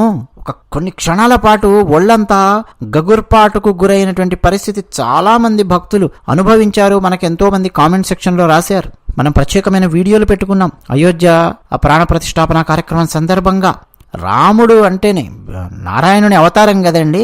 నారాయణుడు అనేసరికి ఇక ఆపాద మస్తకం అలంకరణలు, ఈ అలంకరణలు ఇవన్నీ పక్కన పెట్టి చూడండి ఒకసారి. ఆ నయనాలు గాని, ఆ పాదములు గాని, ఎగు భుజములు గాని, ముఖారవిందం గాని, చిరునవ్వు గాని ఒకసారి చూశారా? మనం విగ్రహ రూపంలో దర్శించుకుంటున్నాం ఈ కలియుగంలో కదా. వెంకటేశ్వర స్వామి వారిని దర్శించుకుంటున్నాం. ఇప్పుడు అయోధ్య బాలరాముడిని దర్శించుకోబోతూ ఉన్నాం. దర్శించుకున్న వాళ్ళు ఉన్నారు ఎందరో మహానుభావులు కదా. ఒక్కసారి అది చూసామా ఇక మళ్ళీ మనం మర్చిపోలేం. మన మెదడులో అంతా స్పష్టంగా నిక్షిప్తమైపోతుంది, ముద్రింపబడినట్టుగా మన మెదడులో ఉన్నటువంటి ఇక అన్ని న్యూరాన్లు కూడా రాముణ్ణే నింపుకునే పరిస్థితి. అంతా అందంగా బాలరాముడు ఉన్నాడు. ఆనంద స్వరూపుడండి ఆయన, మాయకు అతీతుడైనటువంటి వాడు. జ్ఞానానికి అందడు, వాక్కులకు అందడు, ఇంద్రియాలకు అందడు. ఇక అటువంటి స్వరూపాన్ని ఒకసారి దర్శిస్తే పరిస్థితి ఎలా ఉంటుందో చూడండి ఆ చూసిన వాళ్ళది. ఇక బాల్య లీలలు కొన్ని ప్రదర్శిస్తూ ఉన్నాడు. బహుశా శ్రీకృష్ణుల వారు ఆవహించి ఉంటారు తులసీదాస్కు. బాలరాముని లీలలు కొన్ని అందంగా రాశారు.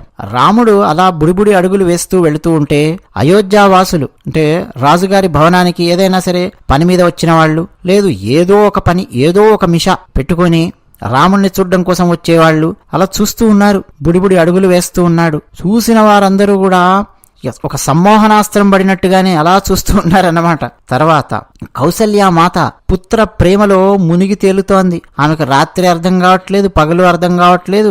రాత్రింబవళ్ళు గడిచిపోతూ ఉన్నాయి. ఏమిటి అప్పుడే రాత్రి అయిందా, ఏమిటి అప్పుడే తెల్లారిందా, ఇదనమాట ఆమె పరిస్థితి. నిరంతరం పుత్ర ప్రేమలో మునిగిపోతూ రామ రామ రామ ఆ లీలలన్నింటినీ గానం చేస్తున్నట్టుగానే ఉంది ఆమె పరిస్థితి. ఇదిగో రాముడు ఏం చేశాడో తెలుసా, అడుగు వేస్తూ అదిగో అది తీసుకొని వచ్చాడు, ఇలా నడిచాడు, అలా నడిచాడు చెప్తూనే ఉంది. అలా ఎన్నిసార్లు చెప్తోందో అన్నిసార్లు ఆమెకు తెలియకుండానే రామనామ ధ్యానం కూడా జరిగిపోతోంది కదా.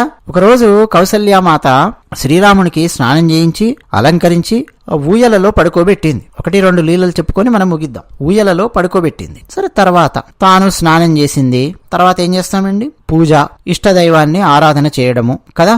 ఆ ఆరాధన చేసే సమయంలో భగవంతుని ముందు నైవేద్యాన్ని ఉంచి తాను వంటింట్లోకి వెళ్ళింది. రసోయి, చాలా పెద్ద పెద్ద రసోయిలు ఉంటాయి వంటిళ్ళు, లోపలికి వెళ్ళింది. వెళ్ళి ఏదో పని చేసుకుంది. మళ్ళీ వెనక్కి వచ్చి చూసేసరికి ఆ నైవేద్యాన్ని శ్రీరాముడు అక్కడ కూర్చొని ఆరగిస్తూ ఉన్నాడు.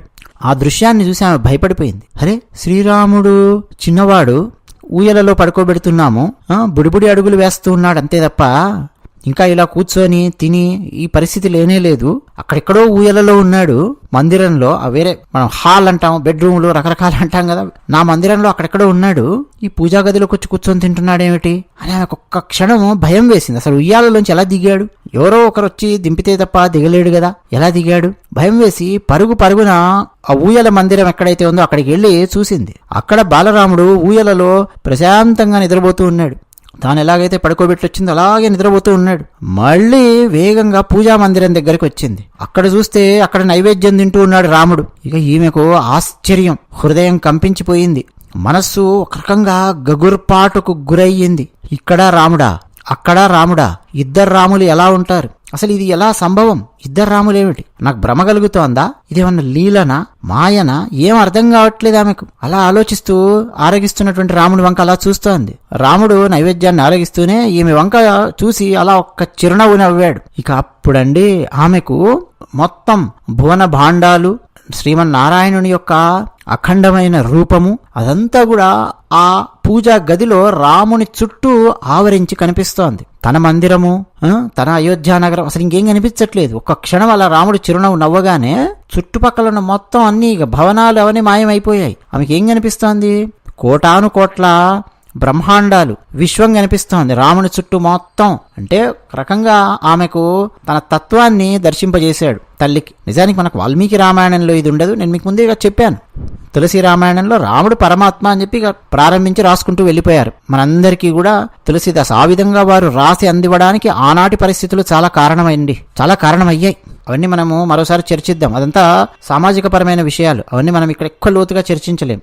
తర్వాత ఆమె అలా చూస్తుంటే అసంఖ్యాకమైన సూర్యుళ్ళు కనిపిస్తున్నారు, చంద్రుళ్ళు కనిపిస్తున్నారు. సూర్యమండలం మనకు తెలిసింది ఈ భూమికి. ఇంకా చాలా సూర్యులు ఉన్నారు, చాలా చంద్రుళ్ళు ఉన్నారు, ప్లానెట్స్, శాటిలైట్స్, మళ్ళీ వాటికి అవన్నీ ఏమిటేమిటో కనిపిస్తున్నాయి. బ్రహ్మలు కనిపిస్తున్నారు, పరమేశ్వరులు కనిపిస్తున్నారు, పర్వతాలు కనిపిస్తున్నాయి, నదులు, సముద్రాలు, ఇటువంటి భూగోళాలు అనంతమైనవి, వనాలు, ఎన్నెన్నో కనిపిస్తూ ఉన్నాయి. అవన్నీ ఆమె చూస్తోంది. అయితే అందరినీ మాయలో పడేసే మాయాదేవి, సర్వశక్తి స్వరూపిణి అయినటువంటి మాయాదేవి, ఆమె భయంగా చేతులు జోడించి శ్రీరాముని పక్కన నిలబడి ఉంది.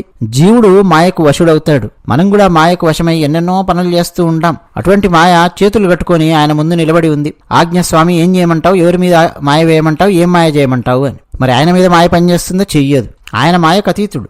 అంటే జీవుడిని ముక్తుడిని చేసి మోక్షాన్ని అనుగ్రహించే స్వామివారు శ్రీరాముడు. కౌసల్య ఒక్కసారి అండి ఆమె ఒళ్ళంతా కంపించిపోయింది. నోట మాట రానటువంటి పరిస్థితి. ఒక్కసారి అలా కళ్ళు మూసుకొని ఆ పూజా మందిరంలో నైవేద్యం తింటున్న శ్రీరాముని పాదాల మీద పడింది. అలా కళ్ళు తెరిచి చూసేసరికి మళ్ళీ రాముడు ఆ చుట్టుపక్కల ఉన్నటువంటి బ్రహ్మాండాలు అవన్నీ ఏమీ లేకుండా చేసి బాల రూపంలో కూర్చొని ఉన్నాడు. బాల రూపంలోనే ఆమెకు దర్శనమిచ్చాడు.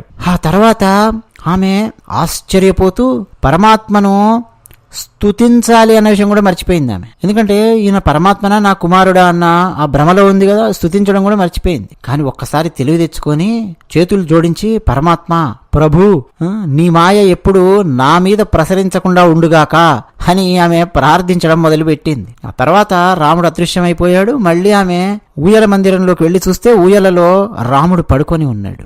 ఇక్కడ ఏమిటి? నైవేద్యం పెట్టాం. నైవేద్యం ఎవరు ఆరగిస్తారు? పరమాత్మ ఆరగిస్తాడు. నిజానికి మనం పెట్టే నైవేద్యాన్ని పరమాత్మ పూర్తిగా తీసుకుని ఆరగించాడంటే మనకు తినడానికి ఉండదు అన్న విషయం కూడా పరమాత్మకు తెలుసు. నిజానికి నైవేద్యాన్ని పరమాత్మ సూక్ష్మ రూపంలో గ్రహిస్తాడు. ఇప్పుడు ఇక్కడ లీల ప్రదర్శించడం కోసం తల్లికి ఆ విధంగా ఆరగించినట్టుగా మనకు కనిపిస్తోంది. కానీ మనం పెట్టే నైవేద్యాలన్నీ కూడా పరమాత్మ సూక్ష్మ రూపంలో గ్రహిస్తాడు. దాన్ని మనకు ప్రసాదముగా మారుస్తాడు. నైవేద్యం పెట్టనటువంటిది ఏది కూడా ప్రసాదము కాదు. నైవేద్యం పెట్టబడినటువంటి దాన్ని మనం ప్రసాదముగా స్వీకరిస్తూ ఉంటాం. మన ఇంట్లో కూడా, మీ ఇంట్లో అన్నం, ఓ బీరకాయ పప్పు, బెండకాయ కూర ఏం చేస్తారో చేయండి, రసము, కృష్ణార్పణం అనండి, నైవేద్యం పెట్టిన కృష్ణార్పణం అనండి, అయిపోయింది. అది ప్రసాదం. మనకు పెద్దలు, గురువులు వారు ఆచరించే పద్ధతులు ఉంటాయి, దేవాలయాలలో ఆచరించే పద్ధతులు ఉంటాయి. ఆగమాలతో ఏ విధంగా నైవేద్యం పెడతారు? ఉదాహరణకు తిరుమల అంటే వైఖానస, అలాగే శ్రీరంగం పాంచరాత్ర, శ్రీశైలం వెళ్ళారు శైవ ఆగమములు. ఇట్లా ఆగమంతో నైవేద్యం పెడతారు, ఆగమములలో చెప్పిన విధంగా. ఇళ్లల్లో ఉన్నటువంటి వాళ్ళు కొంతమంది దాన్ని అనుసరించే వాళ్ళు, వారు నైవేద్యం పెట్టే పద్ధతులు ఉంటాయి. ఏమీ తెలియదండి, నాకు నైవేద్యం పెట్టాలి, ఒక మంత్రమూ తెలియదు, ఏమీ తెలియదు, కృష్ణార్పణం అనుకొని దాన్ని ప్రసాదంగా స్వీకరించేవారు ఉన్నారు ఎందరో. ఒక ఛాయ్ ఇస్తే కూడా, ఒక కాఫీ ఇస్తే కూడా కృష్ణార్పణం అని చెప్పి అనుకొని తాగేవారు ఉన్నారు, అది ప్రసాదం. ఇలా రాముడు బాల్య లీలలను ప్రదర్శిస్తూ ఉన్నాడు. ఈ నలుగురు రాజకుమారులు క్రమక్రమంగా పెరిగి పెద్దవుతూ క్రీడలలో మునిగి తేలుతూ, క్రీడలలో ఆరితేరుతూ, ఆటలాడుకుంటూ ఆనందిస్తూ ఉన్నారు. దశరథ భవనంలో, ఆ ప్రాంగణంలో ఆడుకుంటూ ఉన్నారు. రామా, రా నాయనా, రా, భోజనానికి రా, రా రా అని దశరథ మహారాజు గారు పిలుస్తూ ఉన్నారు. రాముడు తన మిత్రులను వదిలేవాడు కాదు. తన తమ్ముళ్ళు, మిత్రులు ఇక చాలా మంది ఉండేవారు, వచ్చేవాడు కాదు, చాలాసేపు ఆడుతూ ఉండేవాడు. రా రా రా అని చెప్పి పిలుస్తూ ఉండేవాడు. ఇదంతా కూడా సామాన్యంగా ఇళ్లలో జరిగేదే. అవన్నీ కూడా రాముడు ప్రదర్శిస్తూ ఉన్నాడు. ఎందుకని? మానవుడిగా నన్ను భావిస్తూ ఉండండి అని చెప్పడం కోసం, అంతే. తల్లిదండ్రులకు కూడా మాయని ప్రదర్శించాడు. తర్వాత మళ్ళీ అదంతా కూడా ఉపసంహరించుకున్నాడు. తల్లి ఎంతసేపు ఈయన పరమాత్మ పరమాత్మ అని గనక చూసిందంటే ఆమె సేవలు చేయలేదు, కుమారునిగా భావించలేదు కదా. అందుకని తన మాయను మొత్తం ఉపసంహరించుకున్నాడు. ఇక మళ్ళీ తన ఆటపాటలలో మునిగి తేలుతూ ఉన్నాడు. ఇక ఆటలో ఆడుతూ దుమ్ము కొట్టుకుపోయి ఉన్నటువంటి ఆ రాముణ్ణి దశరథ మహారాజు గారు తీసుకొని వచ్చి తన ఒడిలో కూర్చోబెట్టుకొని, రా నాయన తిందు గాని, ఎందుకు రావడం లేదు, రా రా రా నాయన అని చెప్పి కూర్చోబెట్టుకునేవాడు. ఇక భోజన సమయంలో కూడా రాముడు కుదురుగా కూర్చునేవాడు కాదు, బాలరాముడు అటు ఇటు చూసేవాడు. అదను చూసుకొని నోట్లో పెరుగన్నం పెట్టుకొని అటు ఇటు పరిగెత్తుతూ ఉండేవాడు, నవ్వుతూ ఉండేవాడు. తల్లి తండ్రి ఇద్దరు పట్టుకోవడానికి ప్రయత్నం చేస్తూ ఉండేవారు. సరదాగా వాళ్ళకు కావాల్సినటువంటి, అంటే ఒక పిల్లవాడు పుడితే, ఒక కుమారుడు గనక ఉంటే ఏ రకమైన ఆనందాన్ని అనుభవిస్తారో ఆ రకమైన ఆనందాన్ని అనుభవించే స్థితికి తల్లిదండ్రులను తీసుకుని వెళ్ళాడు రాముడు.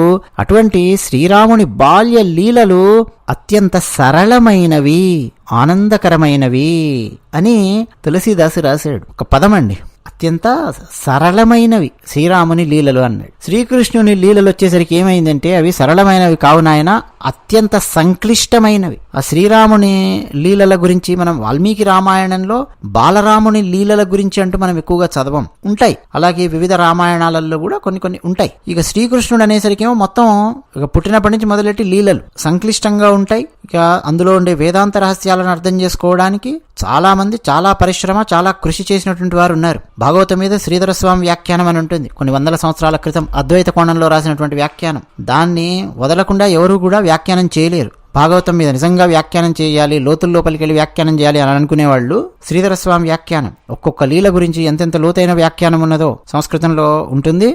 చాలా సంక్లిష్టమైనటువంటి లీలలు మనకు కనిపిస్తాయి. ఎందుకంటే ఆ అవతారం యొక్క లక్ష్యం వేరు, రామావతారం యొక్క లక్ష్యం వేరు.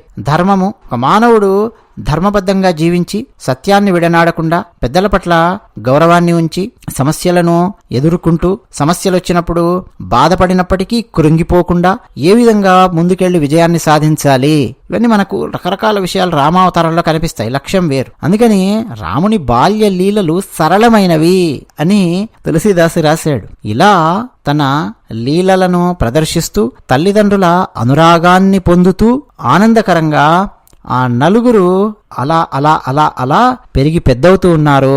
ఉపనయన సంస్కారము జరిపించుకునే వయస్సుకు వచ్చారు. ఆ తర్వాత ఏం జరిగింది ఏంటి అన్నది తర్వాత రామాయణం, ఇతర సంఘటనలు, ఇతర కాండలు ఇవన్నీ కూడా ఉంటాయి. అయితే ఎక్కువ తులసి రామాయణము భక్తిని ప్రధానంగా చేసుకుని రచించినటువంటి రామాయణం. భక్తి భక్తి భక్తి, ఎక్కువగా భక్తి మనకు కనిపిస్తూ ఉంటుంది, పరమాత్మ తత్వం మనకు కనిపిస్తూ ఉంటుంది. అటువంటి తులసీదాసును మనం ఈరోజు గుర్తు చేసుకుంటూ జై తులసీదాస్ మహారాజ్ కి జై, జై సంత్ తులసీదాస్ మహారాజ్ కి జై అని తులసీదాస్ గారికి జయ జయధ్వానాలు చేస్తూ ఇప్పటి వరకు సమయాన్ని వెచ్చించి ఓపికతో భక్తితో విన్న మీకు, మీ కుటుంబ సభ్యులందరికీ ఆ సీతారాముల యొక్క ఆశీస్సులు నిరంతరం ఉండాలి అని ఆ సీతారాములను ప్రార్థిస్తూ జై శ్రీరామ్, జై శ్రీమన్నారాయణ.